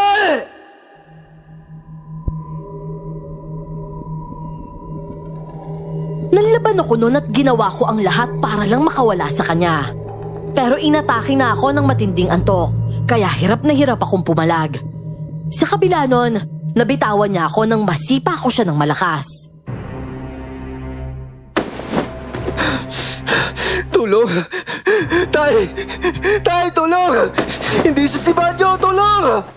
O sige, pauwiin mo yung tatay mo para masaktan ko rin siya. Kaya kung ako sa'yo, matulog ka na lang. Hindi! Hindi ako makakatulog dito! Hindi ako papayag! Anong sinabi mo sa akin, ha? Kasi yan, para yan sa lampara namin. At subukan mo lumapit sa akin. Nakikita mo itong hawak ko. Lighter to! Kaya dyan ka lang kung ayaw mo magliyab! Bupwisit! Tinatamaan na ako ng antok! Hindi mo kayang labanan yan, Kael! Makakatulog ka rin! Kaya susunugin na kagad kita! Sumigaw siya ng malakas nang lamunin siya ng apoy. At ako naman, pilit na nilalabanan ang antok. Pero sa kasamaang palad ay kinuha niya ang galon na may laman pang gas at walang pagdadalawang isip na binuhos din yun sa akin. Kagaya niya ay lumiyab rin ako at napasigaw ako sa sobrang init. Kung masusunog lang naman ako, isasama na kita! Nakinas! Tay, tulong! Tel! Hayop ka! Anong ginagawa mo sa anak ko? Siya ang nauna! Kaya dapat lang sa kanya yan! Tay! Tay, tubag! Nawala na ang antok ko pero nilalamo naman ako ng apoy. Mabilis namang kumilos si tatay at kumuha ng tubig na sinasabi ko. Pero sobrang init na sa katawan ko ang apoy, lalo na sa bandang dibdib. Yun kasi ang pinaka natamaan. Ang sa mukha ko talisik lang, kaya agad kong napatayon. Pero ang sa dibdib at tiyan at pati sa shorts ko, lumiliyab talaga. Nalalapnos na pati balat ko. At dahil sa sobrang sakit, hindi ko na talaga kinaya at nilayasan na lang ako ng ulirat. Ang huling naaalala ko noon, tumakas ang aswang. At nang magising ako ay may mga nakakabit ng oxygen sa katawan ko.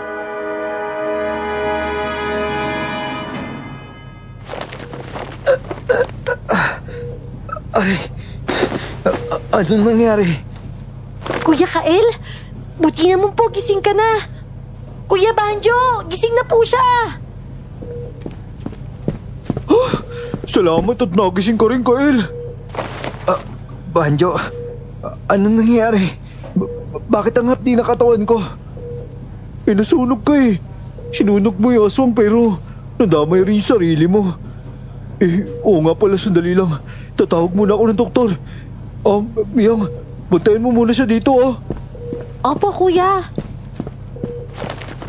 Miyang, nasaan na si tatay? Nagtitinda po siya ng ginto para may ibagay daw po sa taong nakasuot ng puting damit. Sa doktor? Naiintindihan ko. Ay, ang sakit ng pisngi ko. Nasunog po kasi yan. Sayang nga po wala dito si ate kasi kaya niyang alisin yung sakit ng sugat mo eh. Meron kasi siyang aswang. Ako po kasi wala pa. Ganun ba? Miyang, ano nangyari habang tulog ako? Ayos lang ba si tatay? Opo.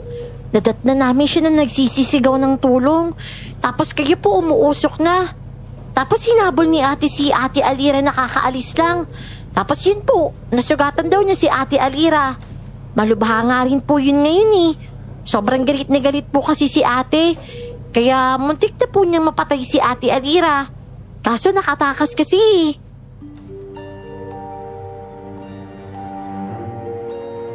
Hindi nagtagal ay dumating na ang doktor at sinuri ako nito. Sa pagkakataong yon, parang wala pa sa katawan ko ang epekto ng mga narinig ko kay Miang. Nasagot ko pa nga ng maayos ang tanong ng doktor. Nakapagpahinga pa ako at saka ko lang napagtanto ang sinabi ni Miang. Nasunog ang dahilan kung bakit humahapdi ang pisngi ko. Sunog yung mukha ko. Relax ka lang, pre. Hindi naman lahat eh.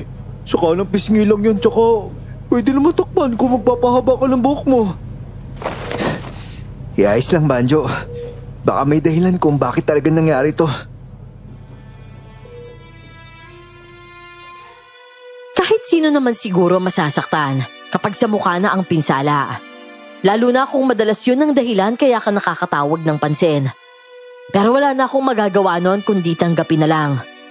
Hindi nagtagal. Dumating rin sila tatay at Nala. Napasunod agad ang tingin ko sa babae dahil sa suot niyang damit na kulay itim pa rin. Pero makabago na at bagay na bagay sa kanya. Ako mabuti naman at kising ka na, anak. May pagkain akong dala dito. Pinili ko yung may sabaw para hindi mahirap lunukin. Kel, ano? Hindi mo nakikilala si Nala? Uy, si Nala yan. Sabi ko na nga ba, hindi talaga para sa akin si Nala eh. Alam mo ba, Kuya Banjo, ikakasal na po sila. O ano?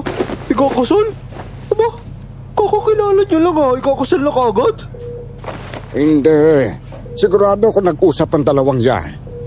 Banjo, salamat pala sa pagpabantay mo dito kay Kyle sa ospital ha. Naku, wala pong problema yun, Mang Pogi. Tsaka ako nga eh, muntik na rin masilaw sa salapi ni Ma'am Bridget. Magiging biktima na rin sana ako na anak niya kagaya ng binatang na biktima niya noon eh. Pero hindi niya nagawa yun. Tsaka balita ko yung binatang yun, may mga sakit na sila. Talaga? Kala ko ba walang nakukuhang mga lalaki ang anak nun? Sa ngayon, mahina si Alira. Kaya kailangan niya kumain ng tao. Doon kasi siya mas mabilis gumaling eh. Pero hindi namin siya hahayaan kaya todo bantay yung mga kalahi ko sa kanya. At ikaw, Banjo, mag-ingat ka dun ha. Dapat kilala mo yung mga tao sa paligid mo para malaman mo agad kung may nagpapanggap ba. Huwag ka maglala, Nala. Kabisado ko naman yung mga tropa ko eh. Alam ko kung sino yung nagpapanggap dun at kung sino yung hindi.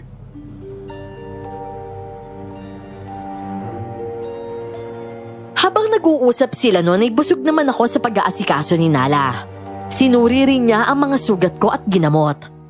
Tama nga ang sabi ni Miang na wala ang hapdi na nararamdaman ko sa mga sugat ko matapos lang ang ilang minuto. Hindi nagtagal. Umalis na rin si Banjo at si tatay naman ay kausap ang doktor. At si Miang, lumabas para bumili ng gusto niyang bilhin dahil binigyan siya ni tatay ng pera. Ano ka, El? Masakit pa ba yung sugat mo? Hindi na masyado. Mupa na kasi hapdi eh. Ay, Nala. Salamat ah. Huwag kang mag-alala. Igaganti talaga kita dun kay Alira. Di ko siya hahayaang makapambiktima ulit. Nala. Sunog na yung mukha ko. Ayos pa rin ba to sa'yo? Alam nga namang hindi ko tanggapin yan. Naging ganyan na yan eh. Ang importante, buhay ka. At hindi ako mawawalan ng mapapangasawa. Ikaw talaga, sigurado ka na sa akin, no? Di mo pa nga nakikita yung ibang ugali ko eh. Kael, aswang ako. At bihira lang ako makahanap ng lalaking kagaya mo. Syempre, may maganda kang nagawa kay Miang. Tsaka may mga naituro ka rin sa akin. Kaya hindi ko kailangan magpatumpik-tumpik pa. Ang totoo nga niyan, ikaw yung takot sa akin eh. Takot ka mapangasawa ko, di ba? Iniisip mo baka maging aswang din yung magiging anak mo. Tama ako, no? Hindi ako nakasagot pero nginitaan niya lang ako, patunay na naintindihan niya ako. Matapos ang ilang araw ko sa ospital, sa wakas ay makakauwi na rin ako sa bahay. Talagang hindi na mapigilan si Nala sa gusto niya sa buhay. Doon na rin siya nanatili sa bahay namin, maging si Miang. May bahagi rin pala ng bahay namin ang nasunog, kaya bumili si tatay ng mga bagong gamit. Ang mga sugat ko naman noon, mabilis lang ding naghilom Yung mukha ko halos kalahati ng pisngi ko ang nasunog. At kapag nakikita ko yon, napapabuntong hininga na lang ako. Pero gumagaan ang pakiramdam ko dahil sa tuwing nakikita ako ni Nala na malungkot, sa kanya ko lalapitan at dahan-dahang dinadampian ng halik ang pisngi kong may peklat. Oh, di ba sabi ko sa'yo ayos lang yan? Hindi naman ako nagluluksa eh. Ayos lang naman talaga ako. Kael, huwag ka nga magsinungaling. Alam kong hindi. Oo na. Pero normal lang naman malungkot, di ba? Naalala ko kasi kung gaano kainit yun eh. Kael, naiintindihan ko naman. At tatandaan mo ha, lagi na kitang babantayan para hindi ka na masaktan ulit. Sa kabila ng kapayapaan na tinatamasa namin noon, naroon pa rin ang banta dahil buhay si Alira. Lumipas ang ilang buwan na kontrolado ng mga ikra ng pambibiktima ni Alira. At isang gabi, may sumugod sa bahay na aswang. Hoy! Lumabas ka dyan, babae aswang! Harapin mo ako at magpapahit ka sa ginawa mo sa pamilya ko! Nala, sino yun? Aswang ba yun? Iba yung boses nun ah. Huwag ka na lumabas, Kael. Dito ka lang. Pero parang lalaki yata yun, Nala. Kahit na, kaya ko siyang harapin. Basta huwag ka na lang lumabas. Tumango lang ako noon. Agad siyang lumabas at ako naman ay humarang lang sa kwarto. Ganon din si tatay at si Miyang. Sumilip lang din sila sa pintuan. Baka hindi kayanin ni Nala. Mas malaki ito eh. Maganda rin tayo. Opo, tay. Kukuha po ako ng asin. Pero kuya, madilim pa yung langit. Tapos tulog pa ang buwan. Mahihirapan si ate sa kanya. Bakit? Kapag walang buwan ba, mahina ang ate mo? Opo, Tatay Pogi. Kasi po yung lakas niya nakukuha niya sa buwan. At kapag po walang buwan, mahihirapan po siya. Lalo akong kinabahan sa sinabi ni Miyang. Nag-alala ko kay Nala dahil baka hindi niya kayanin ang aswang na kinakalaban niya. Napasilip ako sa pintuan pero wala akong masyadong makita. Kael, huwag ka nang sumilip! Isara mo yung pinto! Yan yung aswang mo noon. Sa lola mo yun. Kaya hindi ka pala matalo-talo ni Alira. Dahil nasa iyo pala yun. Bakit? Akala niyo ba nasa inyo pa rin to? Diyan kayo nagkakamali! Narinig ko ang mga yabag nila sa lupa nang simulan na nilang mag-away. Napakalakas ng tunog ng bawat bagsak ng katawan sa lupa na tila ba nilalampaso nila ang bawat isa. Dahil wala akong makita, napilitan akong kumuha ng flashlight at binuksan ang pintuan pero hinila ako ni Miyang at pinatay niya ang flashlight. Kuya, baka masaktan mo sa mata si ate tapos mawalan siya ng paningin. Paano tayo makakatulong nito? Hindi naman pwede pabayaan natin siya kung ganito. Hindi siya malakas kapag walang buwan. Huwag ka na mag-alala sa kanya, kuya. Dahil si ate, unti-unti na siyang namumuhay na parang tao. Nagagawa na niya yung mga normal na gawain. Pero yung aswang na yan, tao lang ang kinakain yan. Mas malakas siya kay ate dahil doon. Oh, di ba? Mas kailangan niya ng tulong ngayon. Pero paano natin gagawin yun kung hindi natin siya makita? Kapag pangontra naman ang gagamitin natin, masasaktan din si Nala. Pangontra? Teka, yung bawang di ba pangontra yung sa aswang? Yung ate mo kasi nakakakain yun, di ba? Opo, kuya. At kaya niya nga yung bawang dahil natikman niya yung katawan niya. Kung gano'n, ang gagamitin natin pangontra ay kayang-kaya yan ni ate. Sandali! Maghahanda na ako ng bawang. Yun nga ang ginawa namin habang dumadagundong ang lahi ng mga aswang noon sa paligid. May naririnig akong daing at hindi ko mawari kung sino. Hanggang sa may humahalakhak na isa sa kanila. Ano, Nala? Kaya pa ba?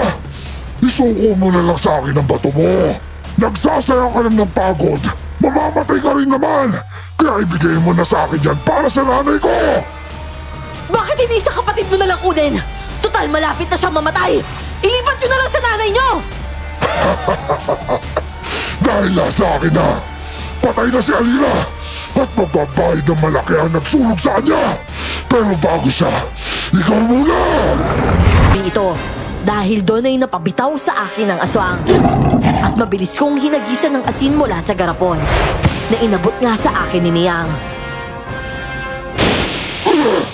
Ano itong sinabi niyo sa akin? Ang sakit! Asin lang yan! Miyang! Ang buhos sa tabi mo! Kuya, ito po! Ang buhos sa tabi ng pintuan noon, trangka lang yun sa bahay. Sadyang matulis lang ang dulo kaya nagamit ko ito para itusok sa aswang. At nang matamaan ko ito, mabilis na bumangon si Nala at lalong diniin ang buhos sa katawan nito. Ang sakit! Mawalagya kayo! Ano nangyayari? At hindi ka man lang natablan. Nala, marami ka sugat oh. Ayos lang to, Kael. Ang importante natapos ko na siya. At pati yung kapatid niya si Alira, wala na rin. Ay kung ganun pala, wala nang manggugulo pa sa ate. Wala na yung kapatid niyang nagmana rin sa kanya ng pag-ugali. Naipaghiganti na kita, Kael. Nasingil ko na sila sa nangyari sa'yo.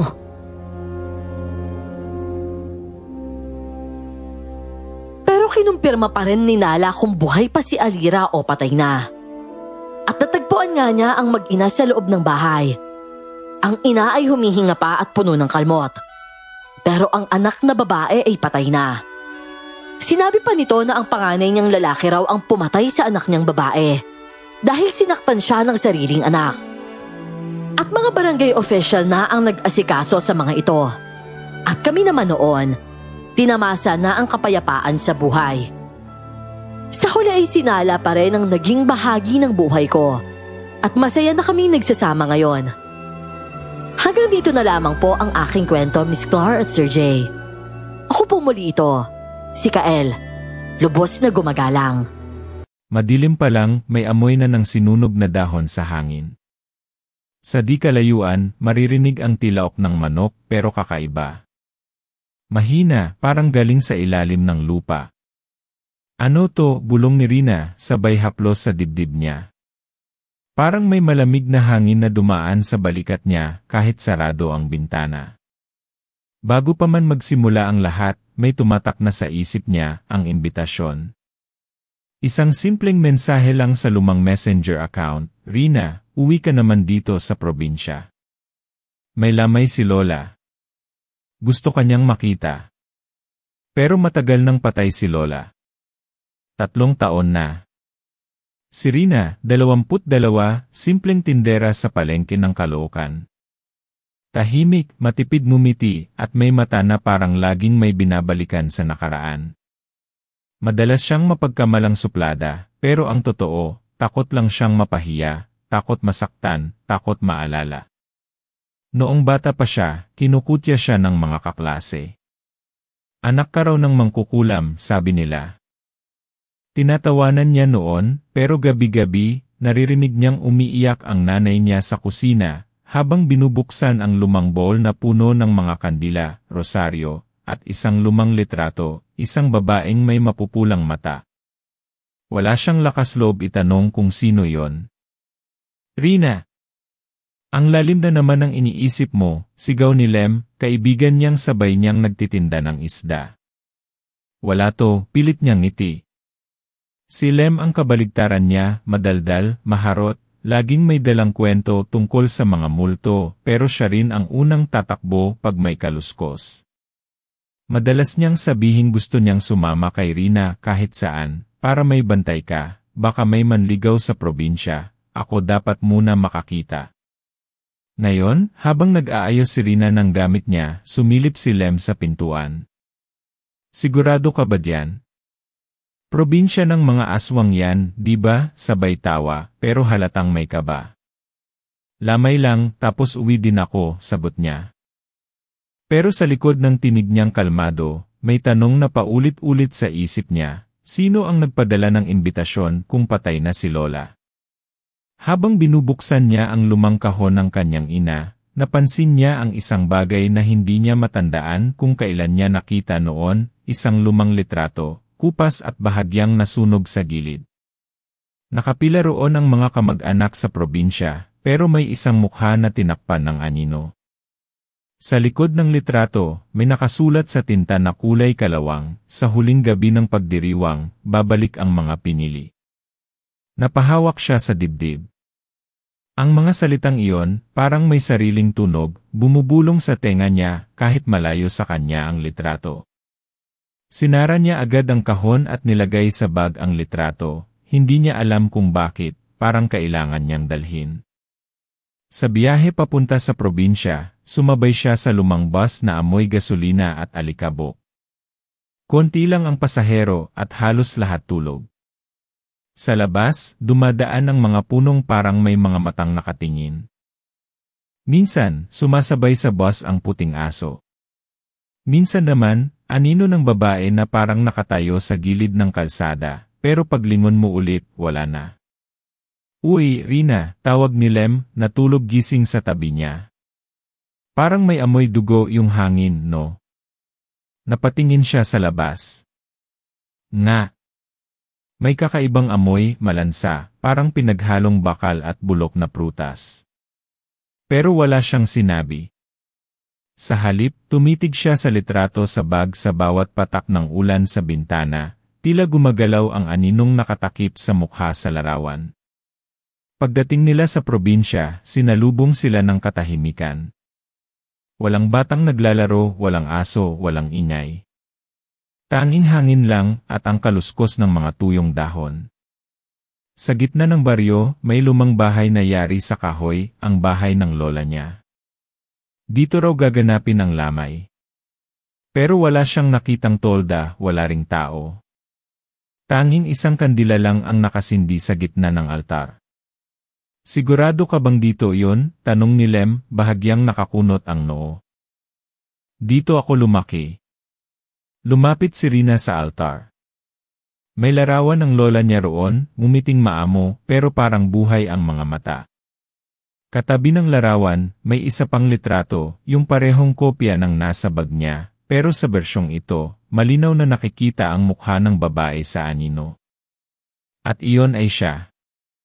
Si Rina mismo. Napaatras siya. Hindi imposible to, si Lem naman, nakatigil, halatang kinakabahan. "Rina, may nakasulat sa ilalim ng litrato mo." Lumapit siya. Sa ilalim ng frame, nakaukit sa kahoy, "Maligayang pagbalik, anak ng gabi." Sa sandaling iyon, biglang may sumipol na hangin mula sa labas. Pumailalim ang apoy ng kandila at sa isang iglap patay ang ilaw. Dumilim ang buong bahay. Tahimik. Walang tunog. Hanggang sa narinig nilang pareho ang mahinang kaluskos sa itaas, parang may gumagapang sa kisam. Lem, pilit na nagbibiro, "Siguro pusa lang yan," pero huminto ang tunog. At sumunod na narinig nila ang marahang paghinga. Galing sa likod nila. Dahan-dahang lumingon si Rina.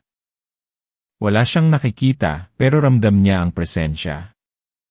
Mabigat. Malamig. Parang nakamasid sa kanya. Tumingin siya kay Lem, takot na takot, pero pilit matapang. May saglit na sandaling nagkatinginan sila, walang salita. Gaze moment. Sa mga mata ni Lem, nakita niya ang takot na hindi niya masabi. Sa mga mata ni Rina, may halong tanong at awa na parang alam niyang may mas malalim pang dahilan kung bakit siya narito. "Umalis na tayo," pabulong ni Lem. Ngunit bago sila makagalaw, may liwanag na sumindi mula sa altar, ang kandila, nag-apoy ulit mag-isa. Sa apoy, nakita nila ang anino ng isang matandang babae, nakaupo sa silya, nakangiti. "Salamat sa pag-uwi, Rina," sabi ng boses. Malambing. Pamilyar.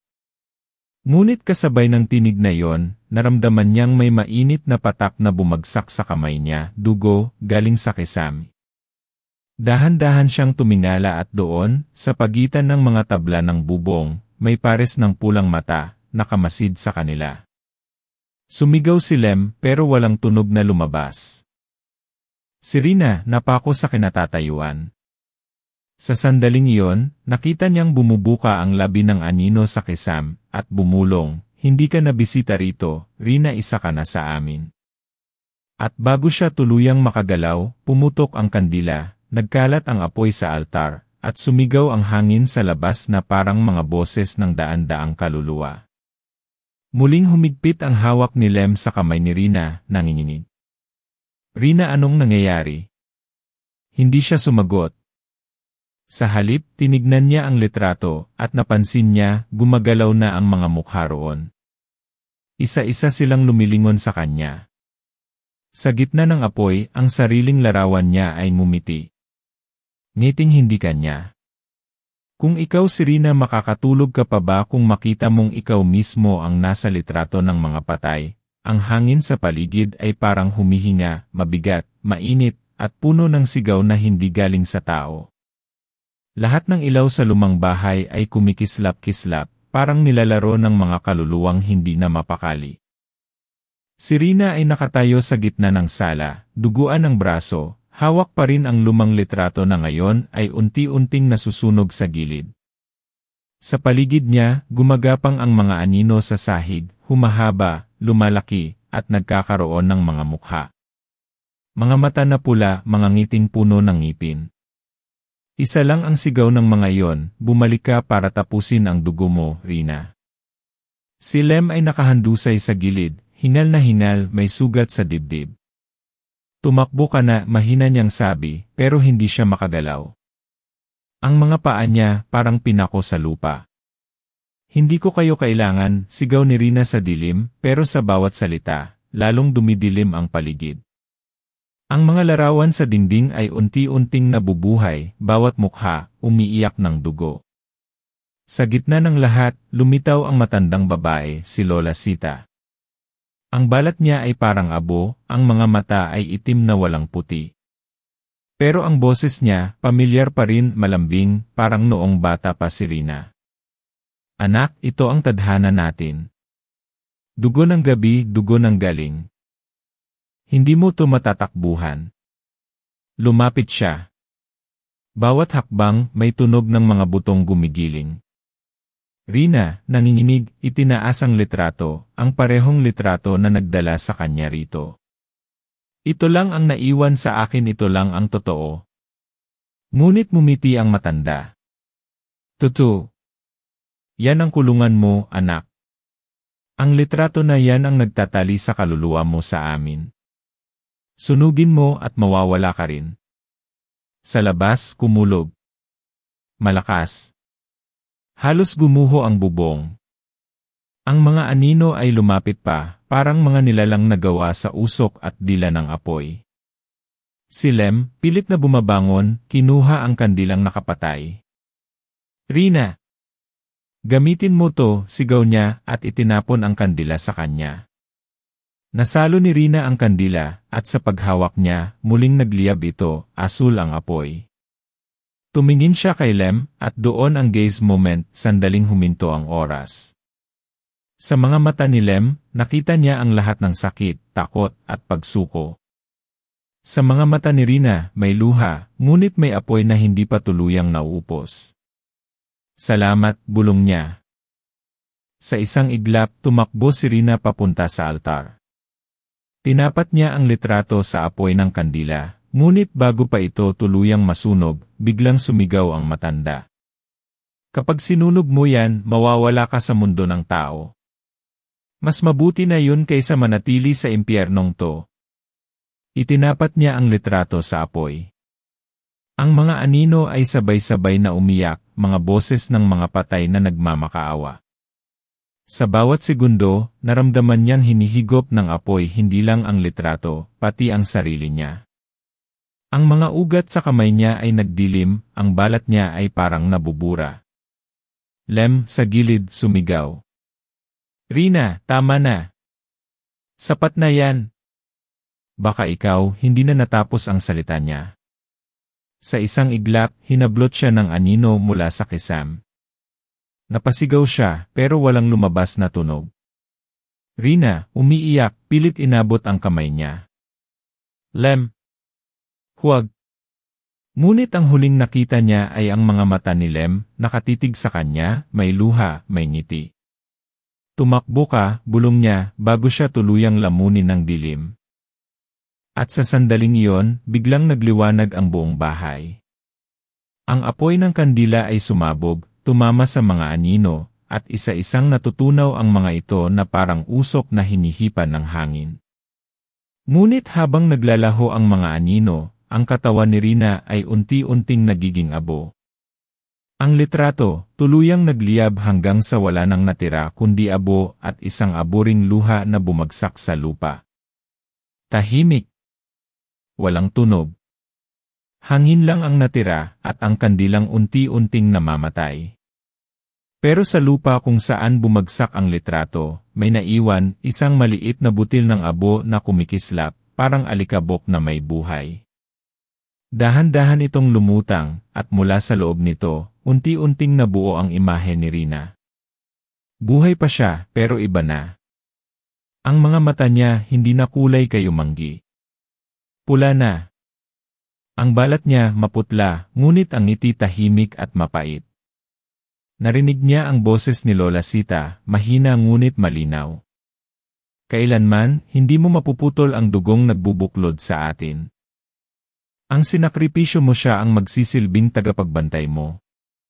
Sa gilid ng bahay, mula sa dilim, unti-unting lumitaw ang anyo ni Lem, pero hindi na siya tao. Ang balat niya ay kulay abo, ang mata ay mapula rin. Tumitig siya kay Rina, walang salita, pero sa tingin pa lang, alam niyang hindi na ito ang dating Lem. Lumabas si Rina sa bahay, humakbang sa malamig na lupa ng probinsya. Tahimik. Wala nang mga sigaw, wala nang mga anino. Ngunit sa bawat hakbang niya, sumusunod ang mga alulong ng mga aso, at ang hangin ay bumubulong ng mga salitang hindi niya maunawaan. Huminto siya sa gitna ng daan, tinignan ang langit. Lem, mahina niyang tawag. Kung naririnig mo ako, salamat. Sa sandaling iyon, bumagsak ang isang patak ng ulan, hindi tubig, kundi dugo. Isa, dalawa, hanggang sa bumuhos na parang ulan ng dugo mula sa langit. At sa ilalim nito, tumawa ang hangin.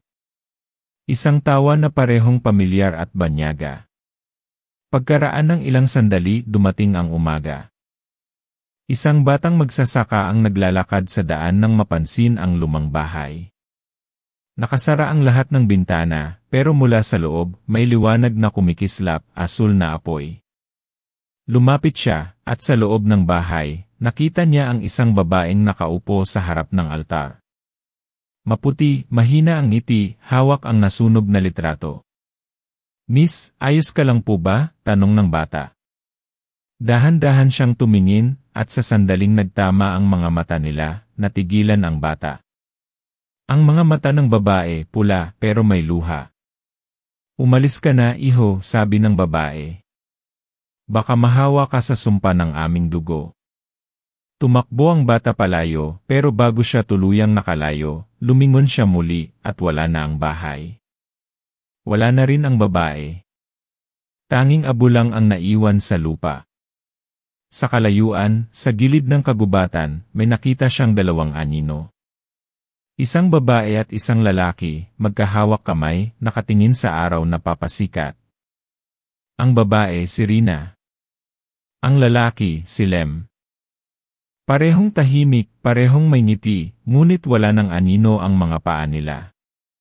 Sa huling pagkakataon, lumingon si Rina. Isang gaze moment, puno ng lungkot, ngunit may kapayapaan. Sa kanyang kamay, ang lumang litrato, na ngayon ay buo na ulit, ngunit ibang-iba. Sa litrato, silang dalawa ni Lem ang naroon. Sa likod, may bagong sulat, ang mga pinili ay hindi namamatay. Nagbabantay lang. Muling umihip ang hangin, dala ang bulong ng mga patay. At sa ilalim ng araw, may aninong dumaan sa lupa, parang ibong lumilipad. Pero pagtingin mo ulit, wala na. Taimtim na katahimikan. Hanggang sa marinig mong muli ang mahinang boses ni Rina, galing sa kung saan, hindi lahat ng imbitasyon ay dapat tanggapin. Kasi minsan ang bumabalik, hindi na umaalis. At doon natapos ang lahat, o baka, doon pa lang nagsimula. Kung ikaw ang nakatanggap ng imbitasyon na walang padala, susundin mo ba rin ito? O itatapon mo na lang bago ka pa nila balikan?